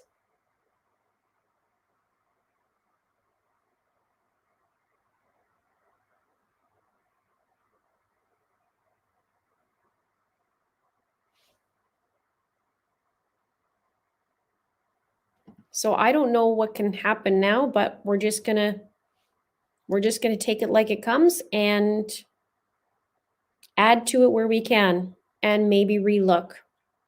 I can relook at all my work.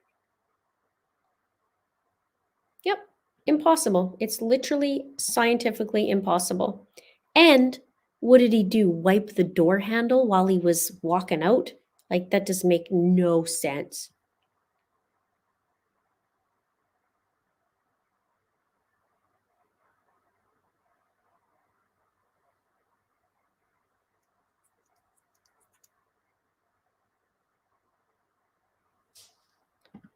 Why would he make such a huge mess then wander away? If he was going to kill himself, wouldn't he go hide before he did all the dirty? Well, here's the thing. Why would he go to two different spots? And why would he go try? I don't know. It's just all of it is so stupid. And no phone, no earbuds. They were in the house when he died. They were in the house. So how does a dead person move his own phone and his earbuds from the house if he didn't go in the house. That's because the house moved it. But it's a suicide. Why would people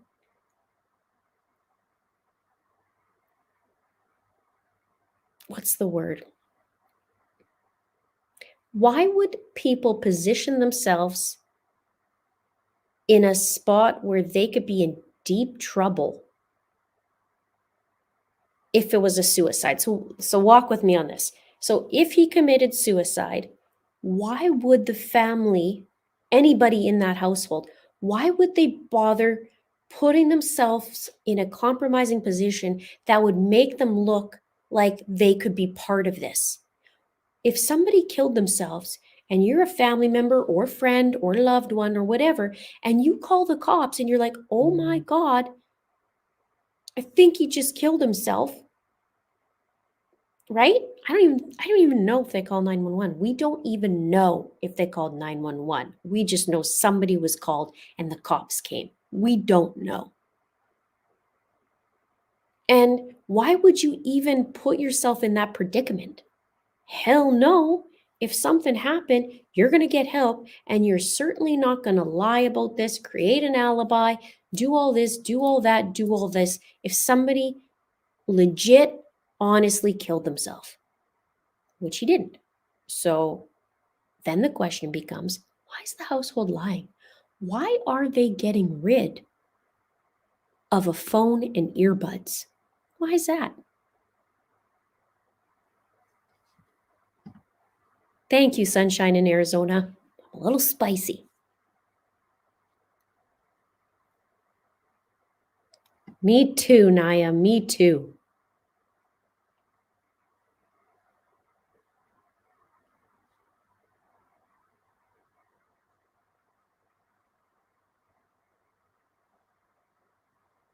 No, we don't know what was on there because it's missing.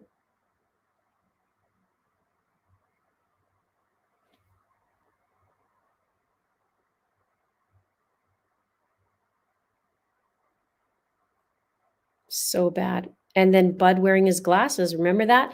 Bud was wearing his sunglasses and lied to his mom. And Bud never contacted Justin's mom at all. It told Brandy, it's totally insulting.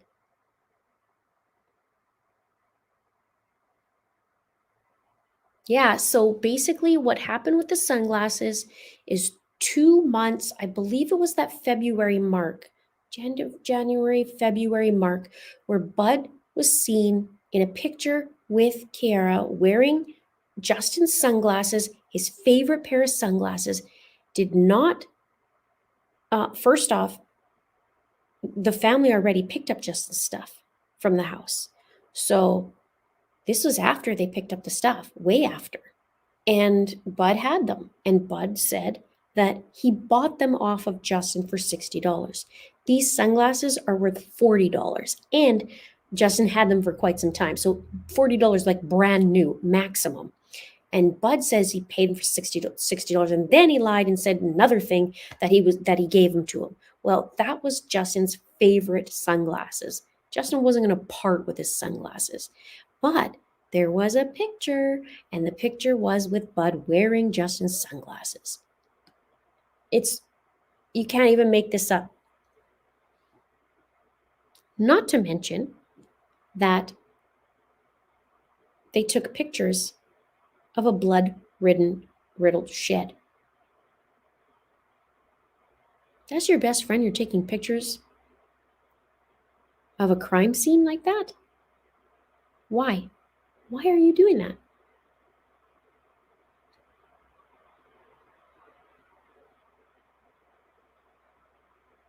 It's ridiculous. So, a little spicy about it. Tons of red flags, so frustrating.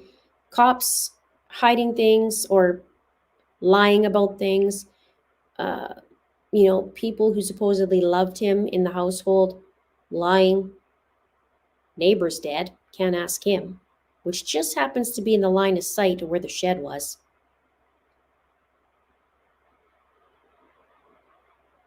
It's so frustrating.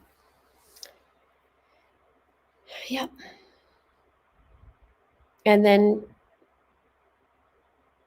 pushing around a narrative that you need to have. So it's just annoying, super annoying and super frustrating. And I'm not going to stop. So welcome, Gail. Haven't seen you in a while.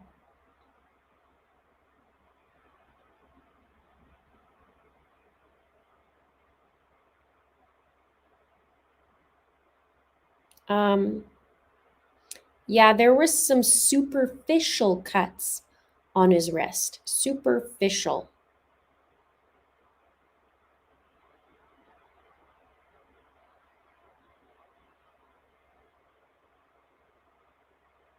Yeah, Jessica, the neighbor, his death reminds me of Chad's neighbor.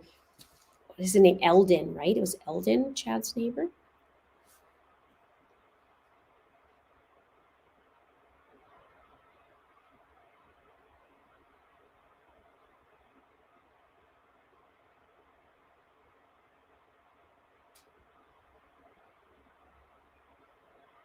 I'm glad. So nice you guys are hanging out with me on a Saturday night.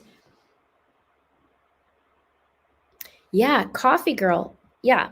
We just had a cop get nothing for pushing a 12-year-old kid down and force him for ID in Gravenhurst. He was the skateboarder, wasn't he the skateboarder?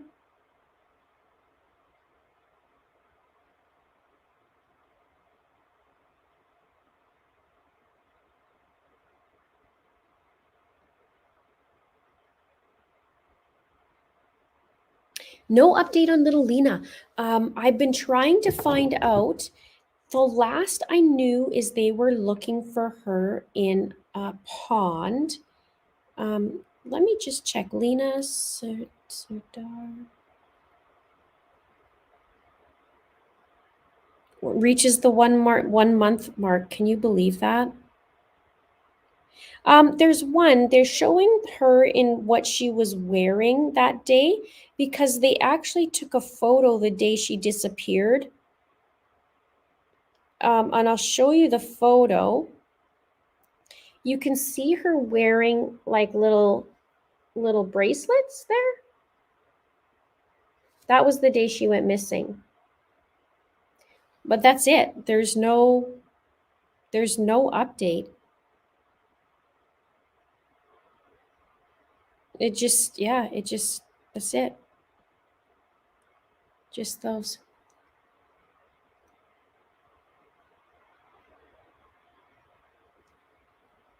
So that's Lena. I think I covered quite a few tonight, didn't I? Feel like I have. I'll be watching that special on Bear Bear.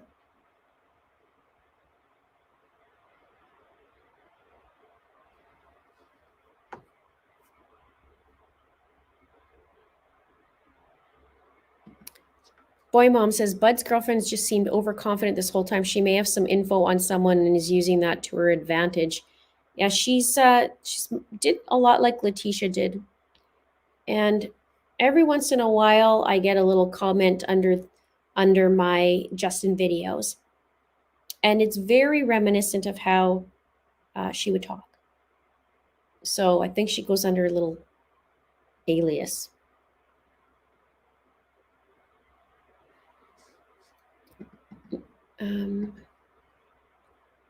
Lena and some other kids went off camera from the playground toward the parking lot. All the other kids came back. Lena didn't. I didn't see that. I just know that she went off, and I didn't get to see that part of it or what they saw, where she was.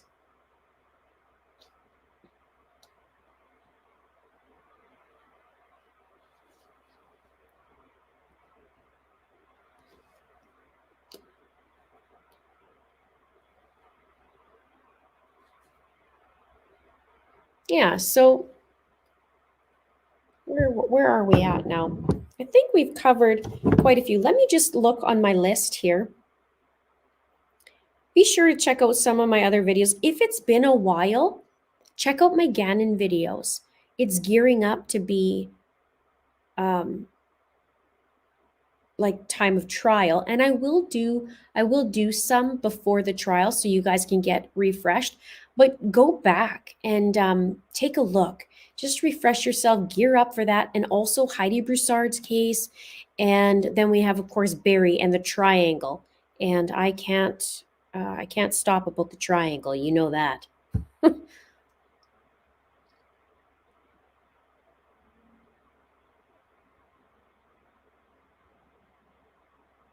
We haven't discussed summer.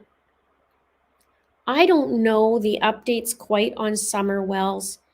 I don't know if there's a lot, but maybe there is. That's one thing that I haven't kept up. It got a little crazy in the Summer Wells case. It was getting a little bit crazy, and sometimes I just don't want to be around crazy.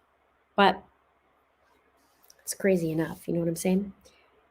But basically here it even just says like the end of December, saying there's no real updates.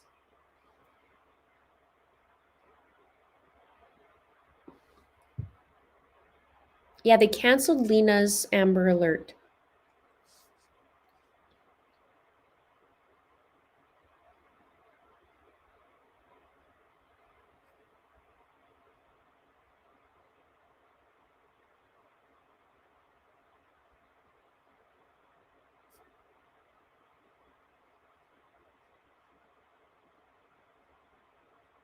It is crazy, isn't it?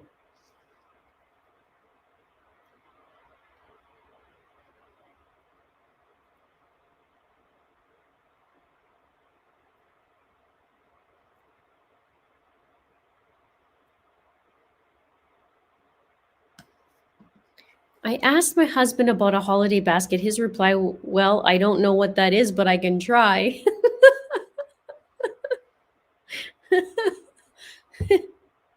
Jessica's on some research. That's awesome. Goodbye, Nancy.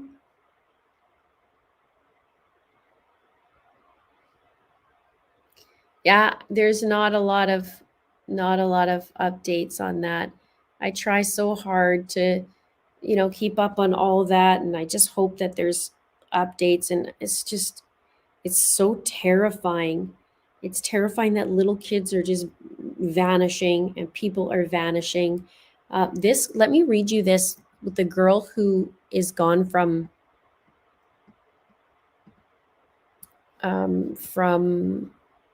Ontario.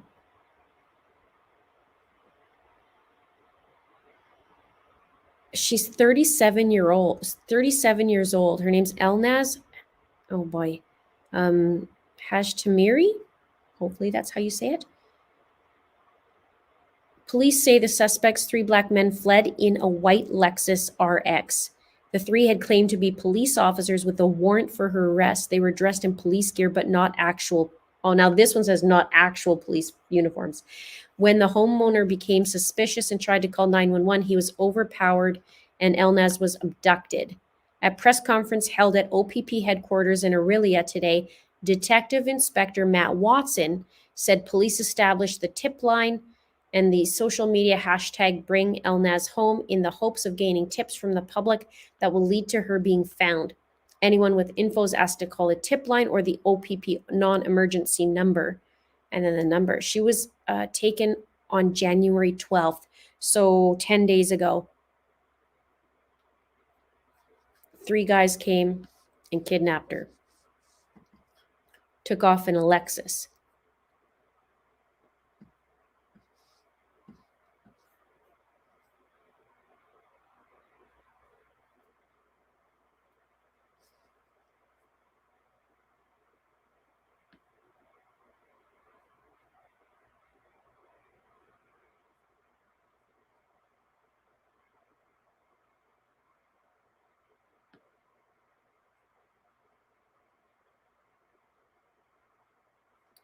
Don says, so very many people are posting live streaming about summer that it's become a circus with 3 rings and 7 tents. Sadly, none of these sites have come up with anything new. That's the thing. Like, if I find something, if I'm looking at it and I'm coming up with something new, or if I figured something, or maybe it's the timeline. I've done the timelines already. Maybe there's new stuff and I just don't know about it. Then I will do something. But I don't want to do it just to do it, if that makes sense, you know?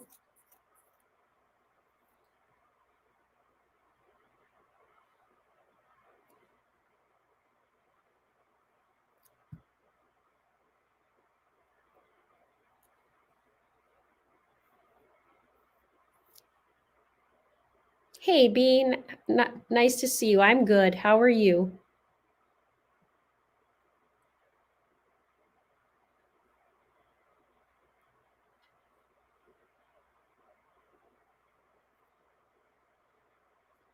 I don't know about Grandma and Summer Wells. Has Grandma even spoken yet?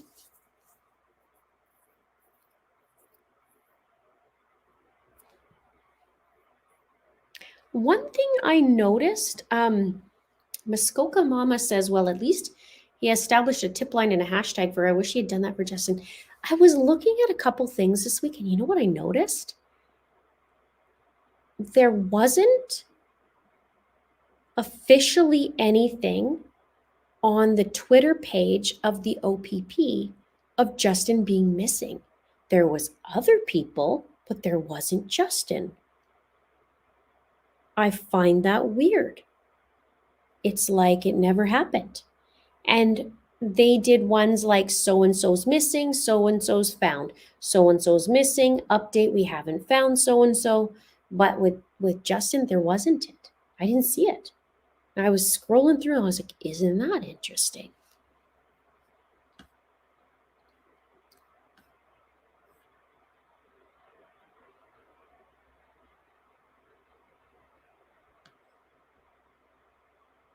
But remember, they didn't think it was suicide in the beginning. They thought it was foul play. So the day that he went missing, they didn't announce it.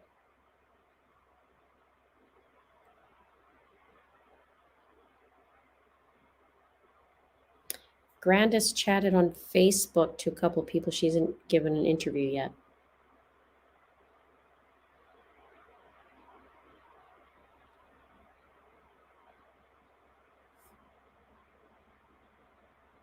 It's very interesting.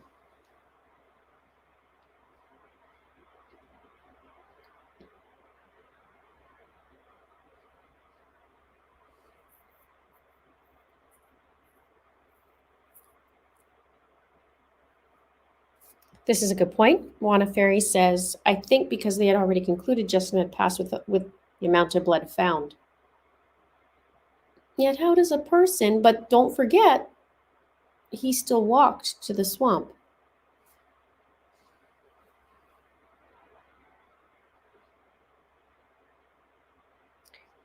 The tree workers said they saw Summer in the truck with Dawn and Candace that morning. That's new. Haven't heard that.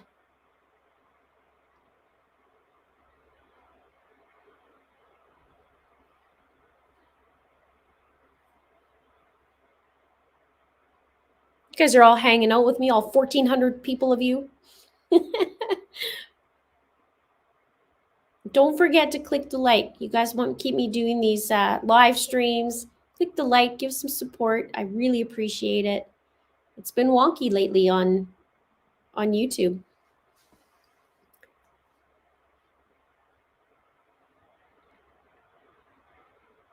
Stopped and talked with him. Huh, didn't know that.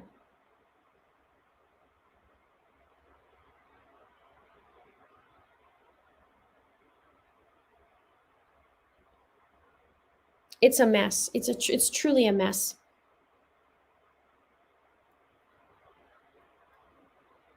So there is a little bit of new news from what you guys are saying with Summer. That's a little thing.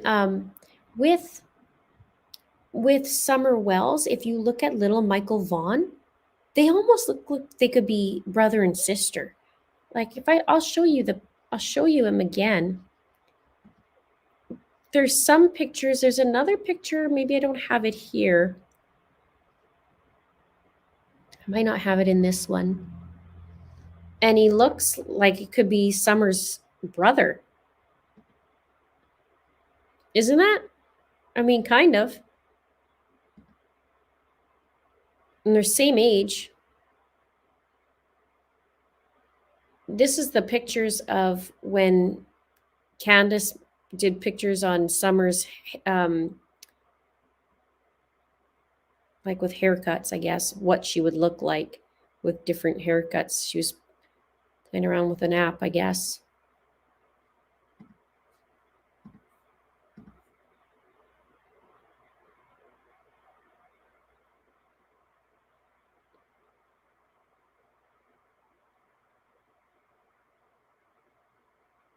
Sarah says, "Don't get into this case. YouTube is making it drama after drama." Yeah, if you're talking about Summer's case, I've done videos already on Summer's case. They were timeline videos, and unless I have new information, I'm really not going to get into that. Michael's missing from Idaho. I'll give you Michael's link again.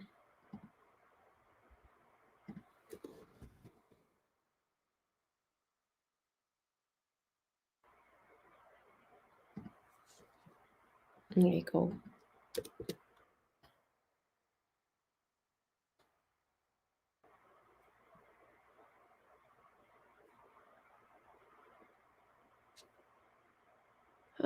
Coffee girl. I feel like Justin saw something he shouldn't have and was killed for it. I believe it was probably drug related. And I know I mentioned before, but I think the trailer that burnt down.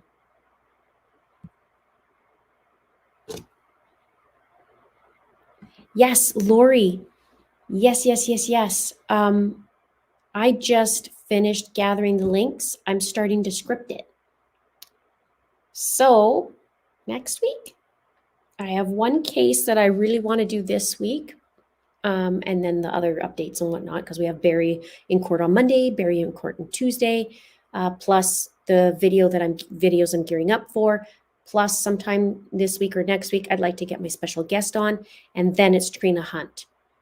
I've gathered quite a bit. I think it's taken a while to keep gathering for her, but I hope that that case can be solved too.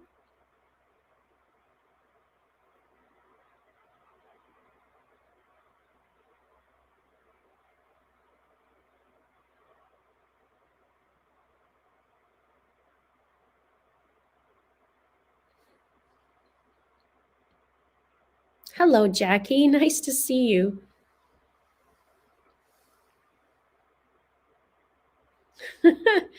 Who thinks Barry will actually dress up for court this time? Well, the first time he didn't. The second time he did.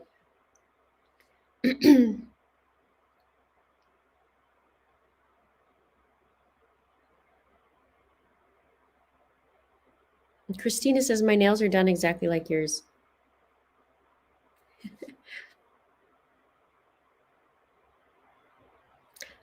Phyllis, how can I get flyers for Michael to put around in Missouri? I would say, let me see on Michael's. I think I have.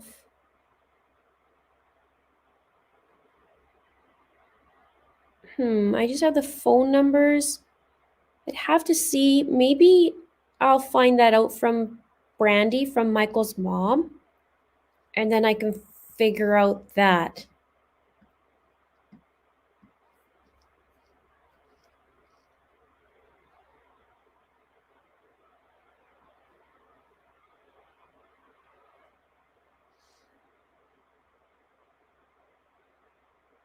Thank you, Rocky Bullwinkle.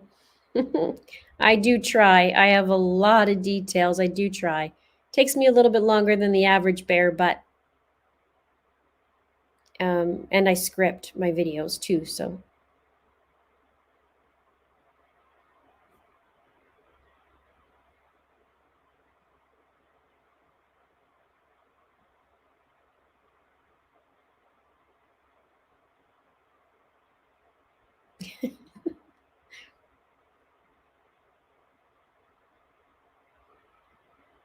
Yeah, Barry's Barry's daughters are still on his side. They are right by his side every time. Yes, I did talk about Gabby Petito.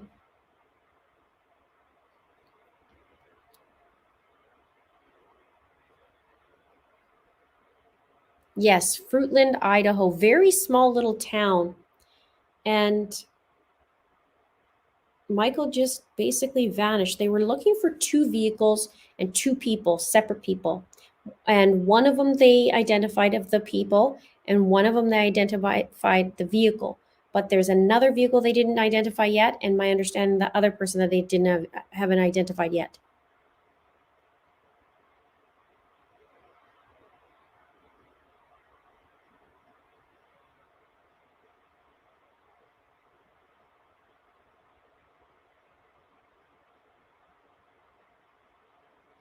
Can I look into Serenity Denard? Denard, is that how you say your last name? Hello, Profiling Evil. Nice to see you.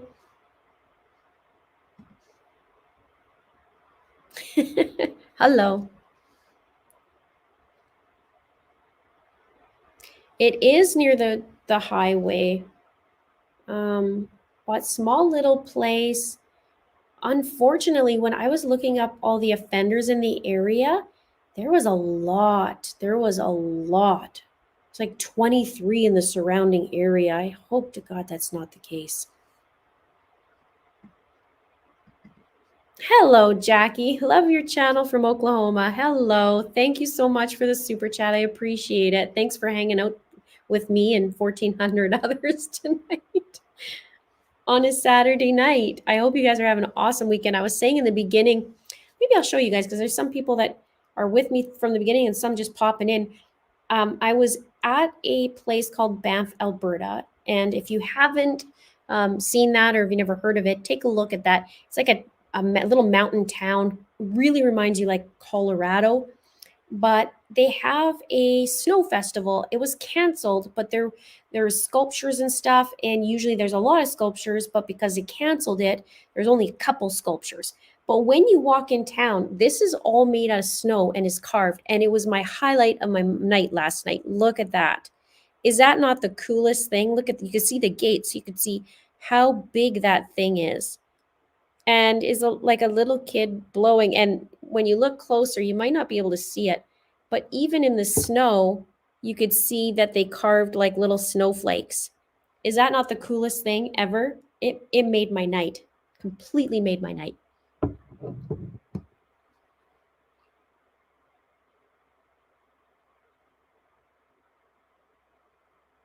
Yeah, so that's what I saw last night. It was really cool.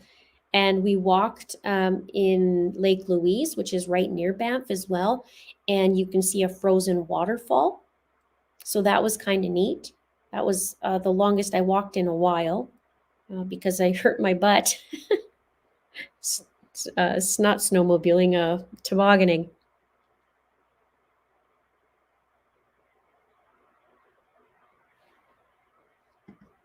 Triumph says, you can tell how appreciated you are and how much your content is valued. I've not seen the watchers and likes match this closely before, and I've definitely been enjoying a lot. I'm so glad you're enjoying it. I really love community. I really love doing the live streams. It connects us because I love doing videos. I really do love what I do. But I find also that the live streams helps me connect to you guys a little more or a lot more. And then you guys can kind of get to know me as well, I guess, rather than recorded videos all the time.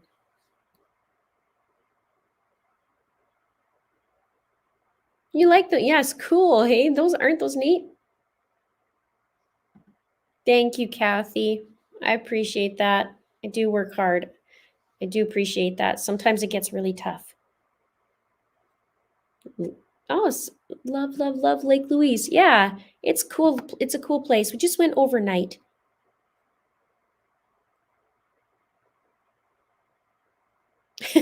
Mike is munching on popcorn. Here to learn, sure.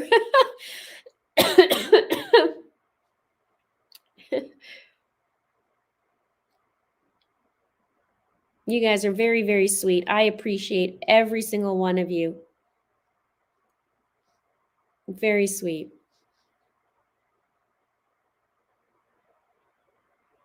I don't know why the snow festival was canceled. I'm thinking maybe because of COVID. Maybe they just didn't want so many people there, but um it was so neat. I saw this like just in the middle of this, like the side of the street, I guess.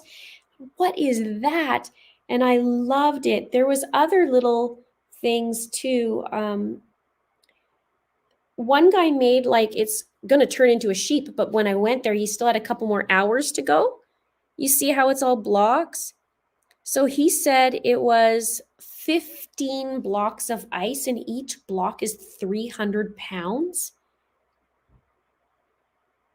And let me see if I could show you the frozen waterfall. There's a lot of you guys are probably in hot weather that you've never really seen this before. Like that's just the mountain yesterday when I was walking. And I'm kind of a weirdo like that. I like to take lots of pictures, I guess. Like of the scenery, I'm in awe. Like it's gorgeous. It's really gorgeous. And what was scary though is you're walking around the lake and like there's parts where you could dip your feet into the water, like you could go right in and going, oh my gosh, this is freaking me out. So if you look here, right, if I zoom in, you're gonna see a frozen waterfall. See it? That was walking yesterday. It took about an hour. I want to say almost an hour to walk there, and then an hour to walk back. And then the sculptures, they were still working on it. One,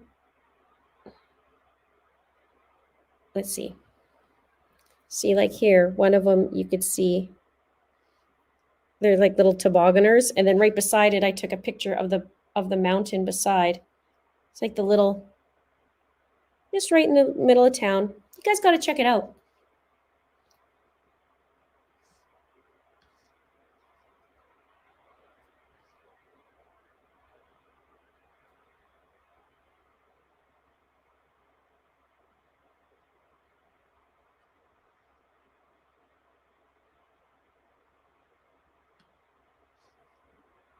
Yeah, it really, really cool. Kelly says, and I thought our sand sculptures were cool. Now I'm jealous and need to see snow sculptures in person. Come on up. Thank you, Kelly. Yeah, it was so neat. And they're big, but unfortunately, usually you go there and there's 8 sculptures around, the area because there's a team of 8 and they do these sculptures. But we got there yesterday, like, what happened? And then we looked up, it's like, oh, it's canceled. So they were sculpting and they said, yeah, a couple hours to go. But in that, it looked like a wolf, but they're just trying to do a sheep. But it was carved, the fur was carved. It was amazing.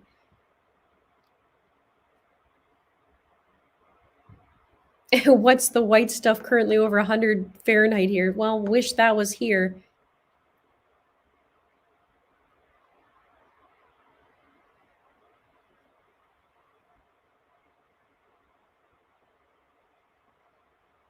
So those of you who aren't used to the snow, you could have a little bit of ours. I'm ready for it to be spring, but we have a couple months to go or more.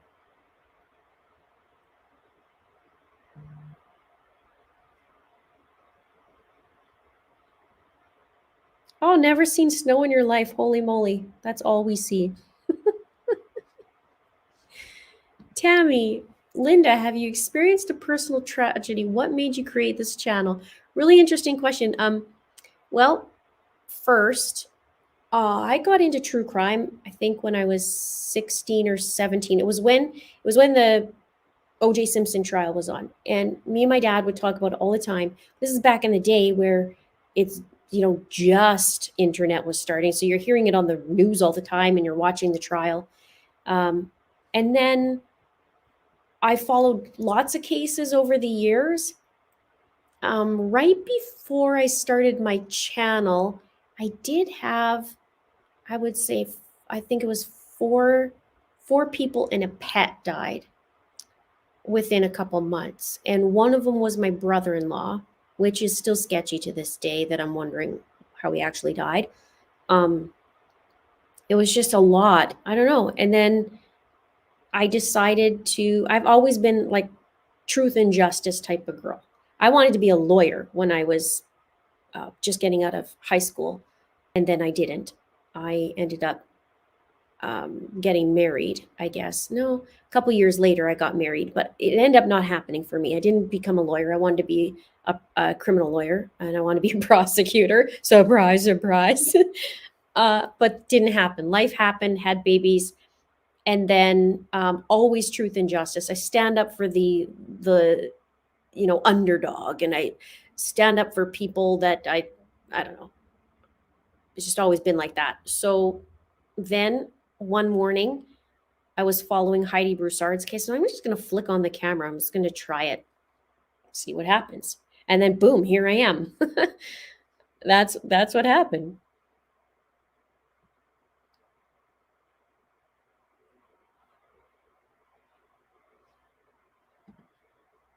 Just another mother. Thank you. Thank you. Thanks for being part of it.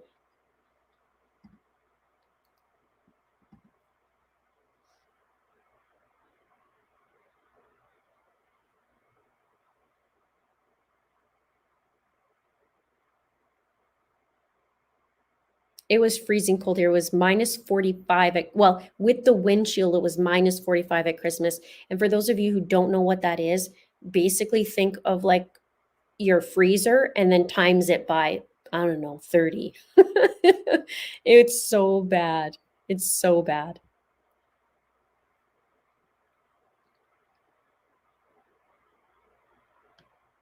It's actually gotten a little bit warmer though. So yesterday wasn't too bad at all. But let's just get the snow melted and let's turn into spring. But we don't get it till, I don't know, I feel like April or May. Sometimes May it snows. So I don't know what I'm doing here. I don't know what I'm doing here.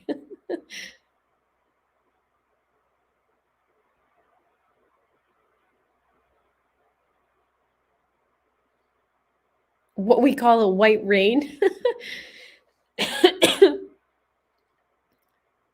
Snow does smell like rain, only colder with a hint of cocoa. That's funny.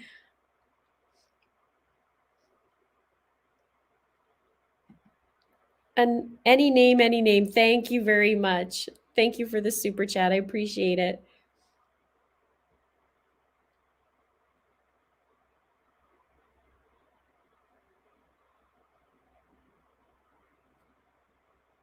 Robin says, yeah, taking trophies, sunglasses, and photos of a crime scene in Justin Evans' case is a sign of guilt. Who's responsible for Justin's murder? Well, we have a couple of ideas.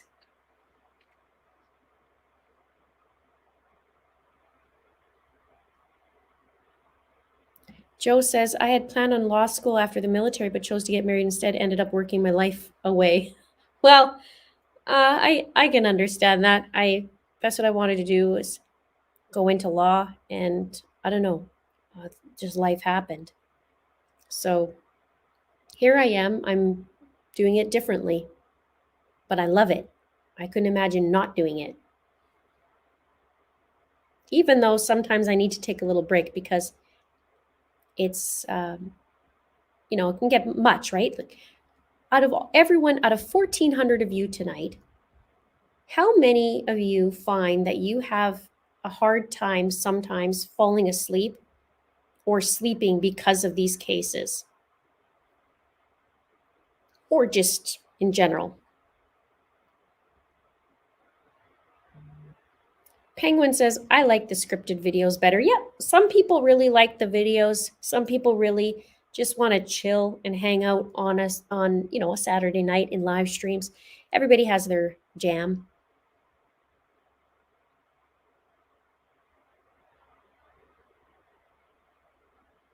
Is anybody in here? This is another funny thing about the sleeping, because I I sometimes get in comments people saying, "Oh, I love to fall asleep to your voice." Well, that's a first for me because my family or my husband's never said that.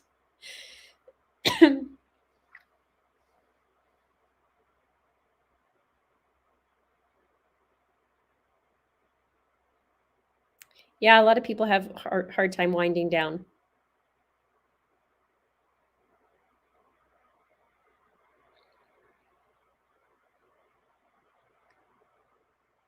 4 a.m.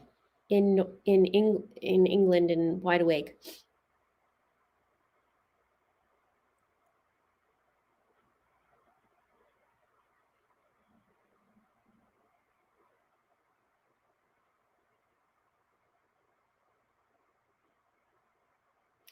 Yeah, look at you guys.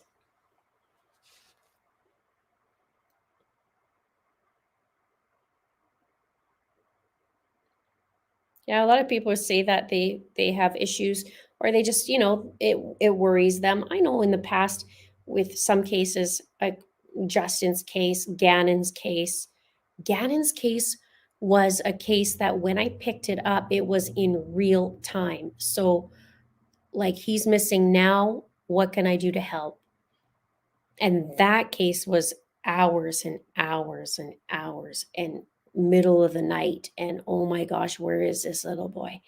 And it was one of the very first, I wouldn't say the exact first, but it was one of the very, I think 2 months in. I started in November and it was by January when he went missing, end of January, and it was daily and nightly constant working on that. And so that was many sleepless nights for sure. And Justin's, you wake up and you're trying to figure that out in your head or whatever.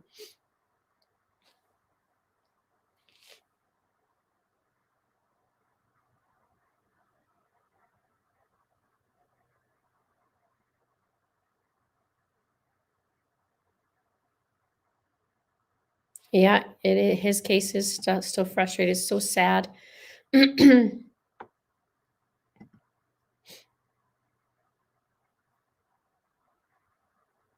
Oh, I appreciate that. Thank you for watching every video. I appreciate that. Hopefully you guys get notifications the last couple weeks because it's been a little bit weird.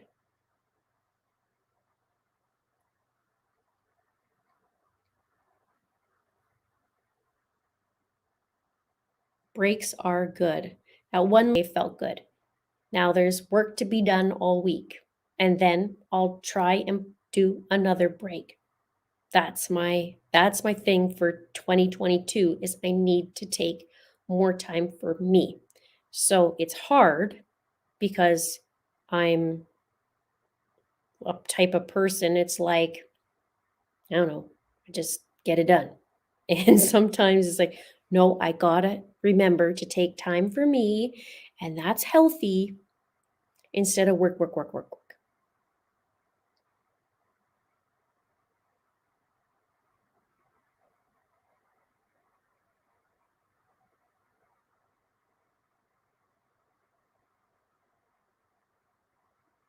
I remember when you were small back then.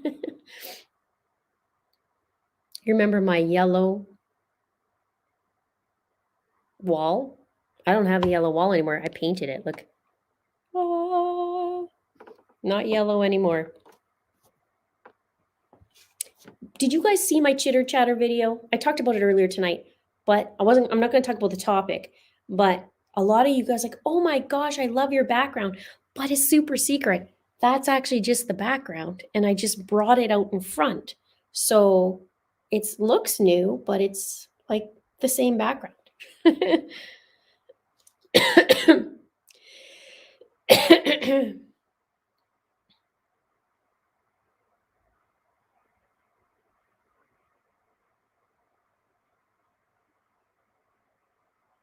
Yes, this one is the gift that keeps on giving. Every once in a while, the algorithm pushes out that video, and then I get an influx of people, mad, not mad. They get spicy, not spicy.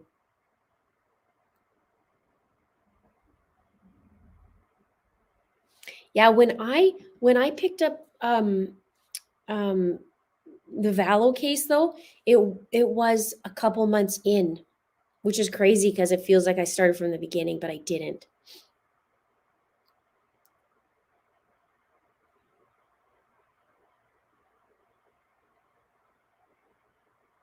Yeah, my yellow wall is like harvest yellow gold. Like the 70s yellow gold brownish um wall. It was terrible.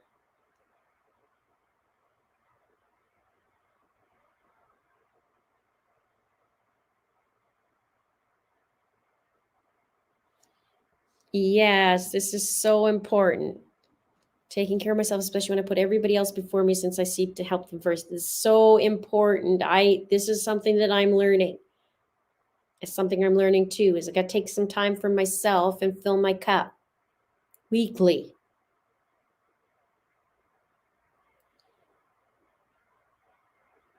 You guys remember the yellow wall? First case that I saw was Linda was Bear Bear.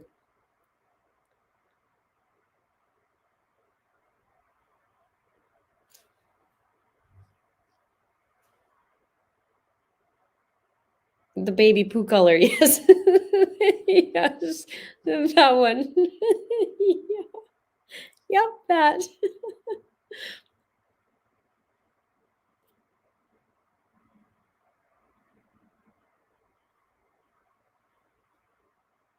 You guys are funny.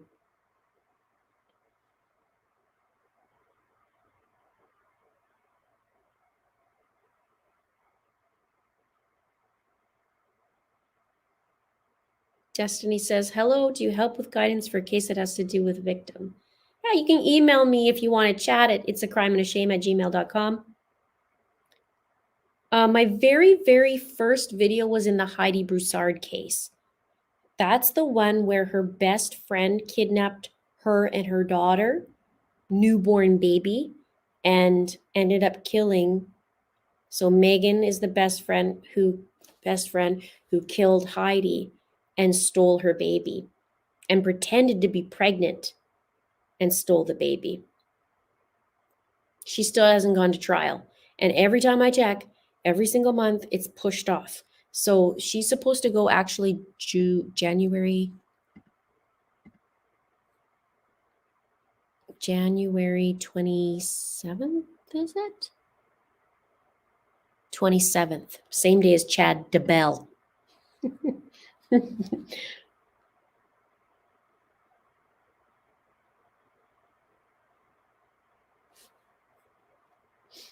Tassels Keep says, your vid on Justin is book playing is really mind blowing. Why can't the police connect dots? So sad. I don't know, but they can watch the channel, maybe get a couple clues.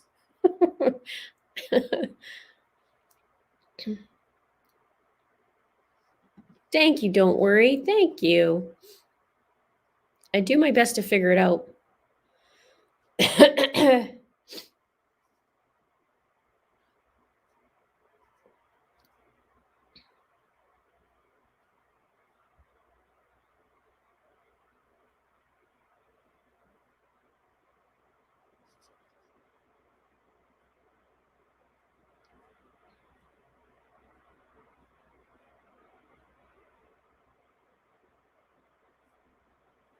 Some of you guys are like originals, the OGs.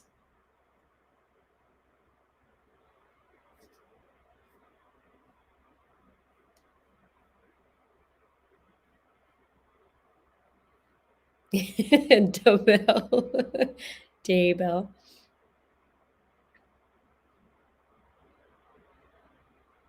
That's awesome.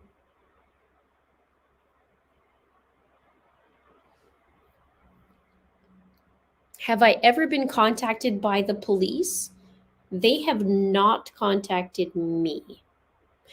Retired police officers have, but not like working on a case. I don't think I've ever been contacted.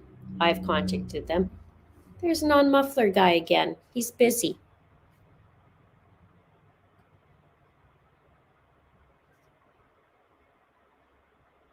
Ooh, me too. Cried and cried and cried. I know that law enforcement watches me. I do know that.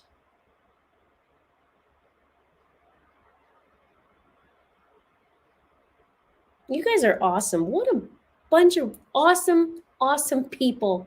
We have the best community ever. I think you guys are great and super smart. Simply Susan says, I just came after the yellow wall.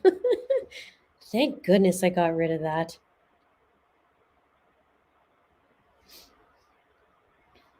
When is Boswell? Megan was just in court yesterday. Her trial's going to be September 26th.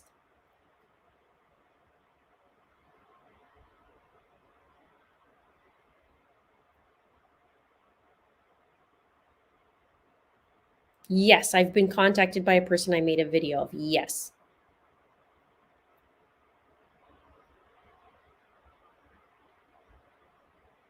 Good, you guys. I appreciate all of you.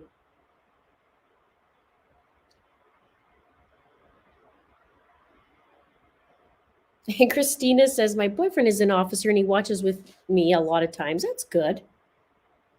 That's awesome.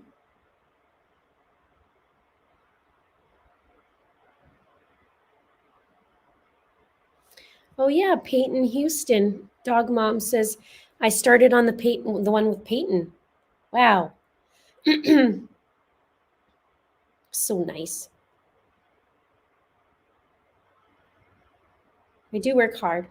I have an assistant now. I've been training her and it's been taking a little more hours but I think she's getting it. So some cool stuff is coming. And this week I have a bunch of stuff on the docket to go. And that guest I got to confirm either this Friday or next Friday. Fingers crossed. Last night, obviously, I was not here, so couldn't do it on a Friday.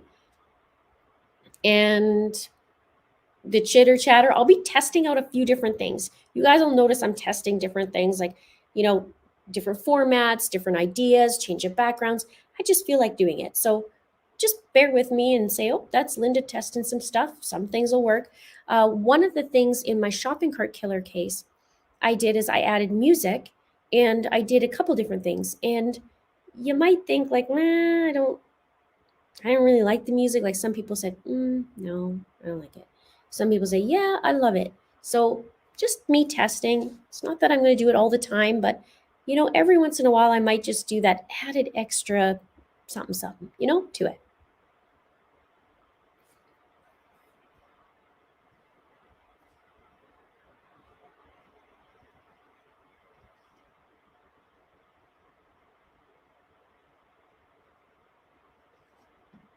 Oh, Anna, you're from Kelowna. I knew that.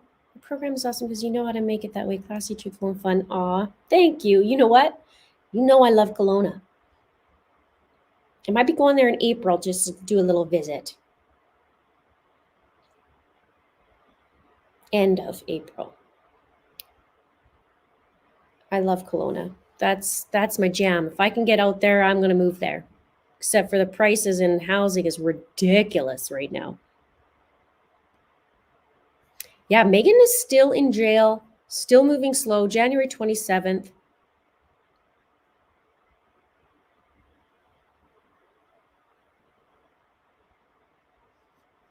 Sharon says, it was amazing you had a timeline on the Charles Vallow murder. You picked up on the missing 45 minutes at morning. Yeah, remember that? I worked it out and I shared what I thought happened. And I did that 45 minutes. And then they came out with it like a year later. And I went, oh man, I got it. That's how it is. So if you review the playlist on the most important videos in the Lori Vallow case, I should do the same thing because there's going to be a couple things now that we know what we know, and then go back. It's like, oh, and I might even pick up some things too new that going, oh wait, that has to be connected.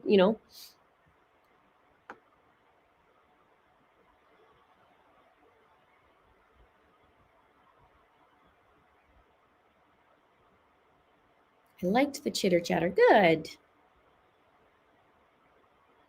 I started watching when Stephanie Harlow shouted me out. That's right. It was I so appreciated it. We ended up having a 4-hour conversation on the phone. And it was like I've known her all my life. It was like that. I haven't talked to her in a long time. I should probably reach out.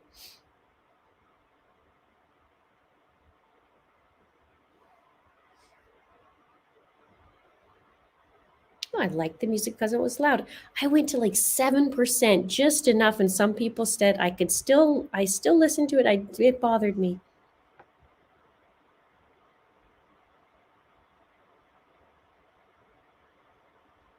Hello, fellow Canadian.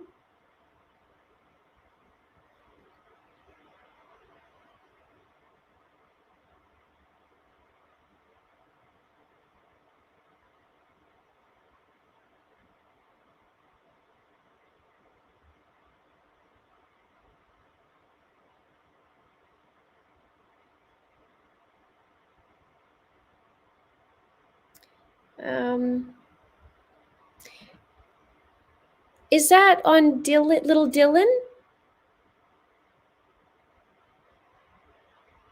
I'll have to look. There's been some funky things there too, hitting my spam for some reason when it's definitely not spam.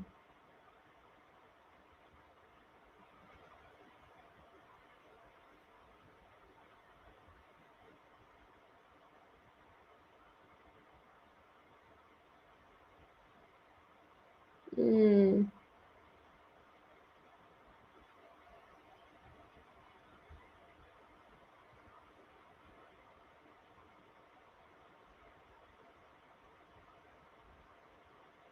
All right.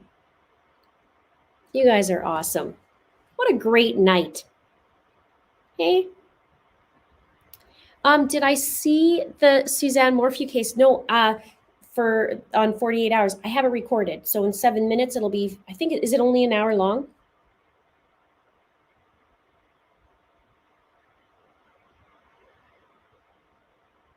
I think I sent you I thought I sent it back about Little Dylan.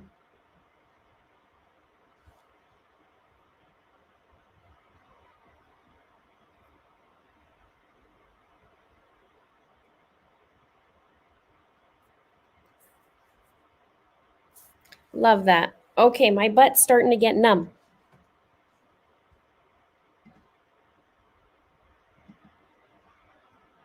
Simply Susan says, I gotta see where, there you are. I think law enforcement listened to your channels for Charles Vallow timeline. Thank you, Simply Susan. I did a lot of work on that. I should probably review it. It might take me a week. How long is it going to get me through 150 videos? That was a lot. But I should, because I bet there's something in there that I could pick up now that I know certain things and go, well, of course, why didn't I link that?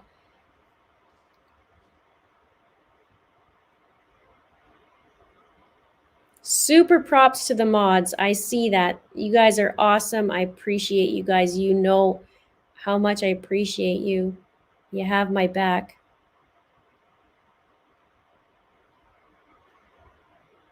Have I ever had threats from anyone you've talked about? Yeah. One of my first videos was Chris Watts, like first few. I can't remember how many, and I was very new, and then I got super amount of threats. And usually it's the really crazy drama cases that people start doing some weird things and some threats and stuff.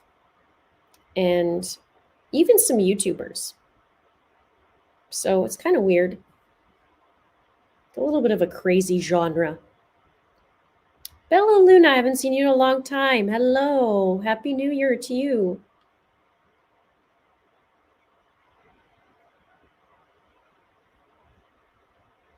They made it all about Suzanne's affair. Ugh.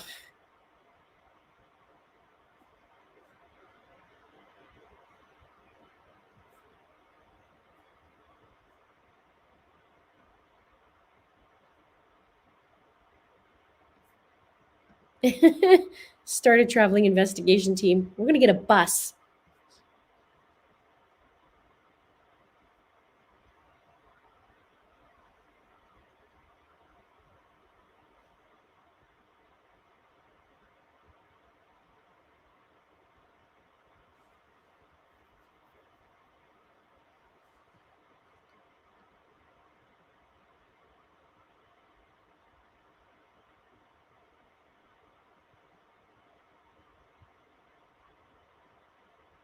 Keep it classy. I love that.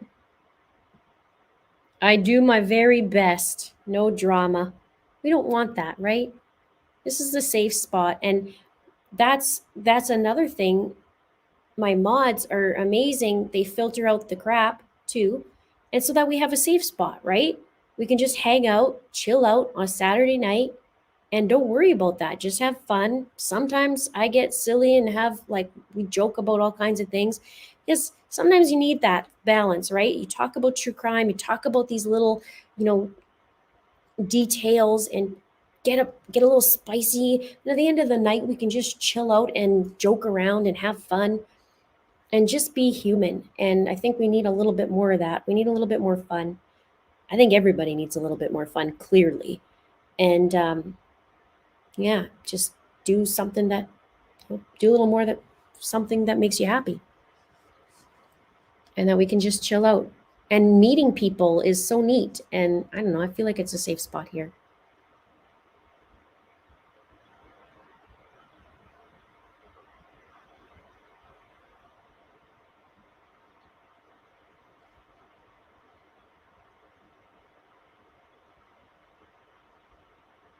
Guys, you're awesome.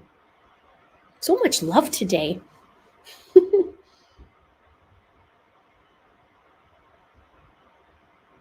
Just not the loin fire. I took one for the team, okay? I took one for the team when it came to that. Because the loin fire was like, I can't with this guy. This is not good.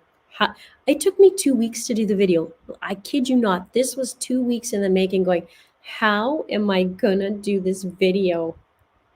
And I did it.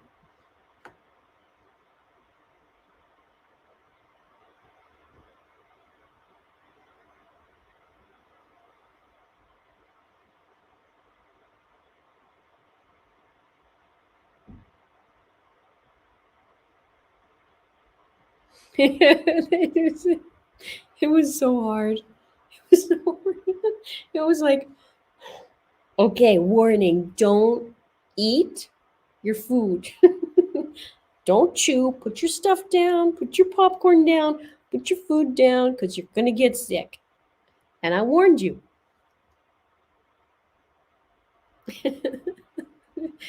I warned you. Don't say I didn't warn you. So gross. But we made it through together. And now we still have another year. I wonder, do you think there's going to be more stuff coming with Chad Dable? Do you think we're going to hear more? Or do you think this is it? Do you think, like, no, I think we're at the end of all that evidence.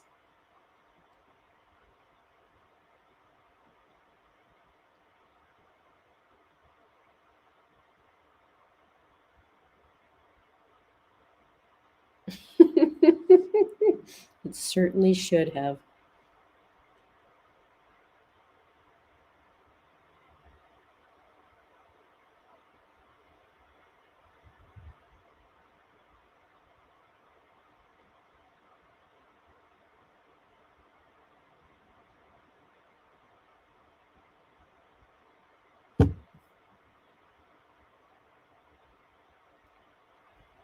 Um, that's so cute. I was wondering if you guys could do something for my grandpa's watching with me. He turns 95. Happy birthday, Grandpa.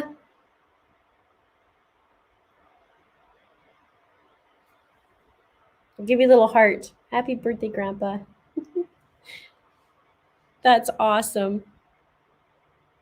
Can everybody have little hearts in there too? That's so cute.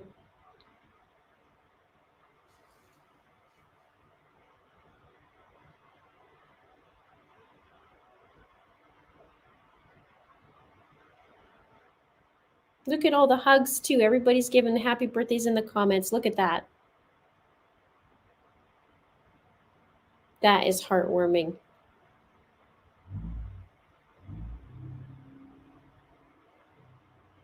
Even non-muffler guy is making noise for celebration. That's awesome. So much love. There will. Happy birthday, Grandpa. That's awesome. You even got a Feliz Cumpleaños.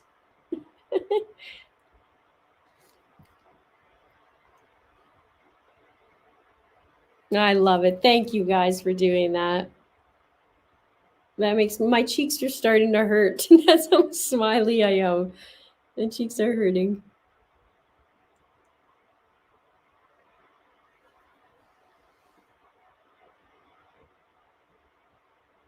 All right. That's awesome. That's a good note to end on. Thank you guys so much for hanging out with me tonight. And be sure to click that like button. Tell the algorithm that, hey, Linda's a channel to watch. We need our notifications. We need our subscriptions. We want more videos. And thank you to the mods. Thank you all for hanging out. I hope you have a really, really, really great weekend. Happy birthday, Grandpa. And we will see you soon. Check out some videos this week. Have a good one, you guys. Good night.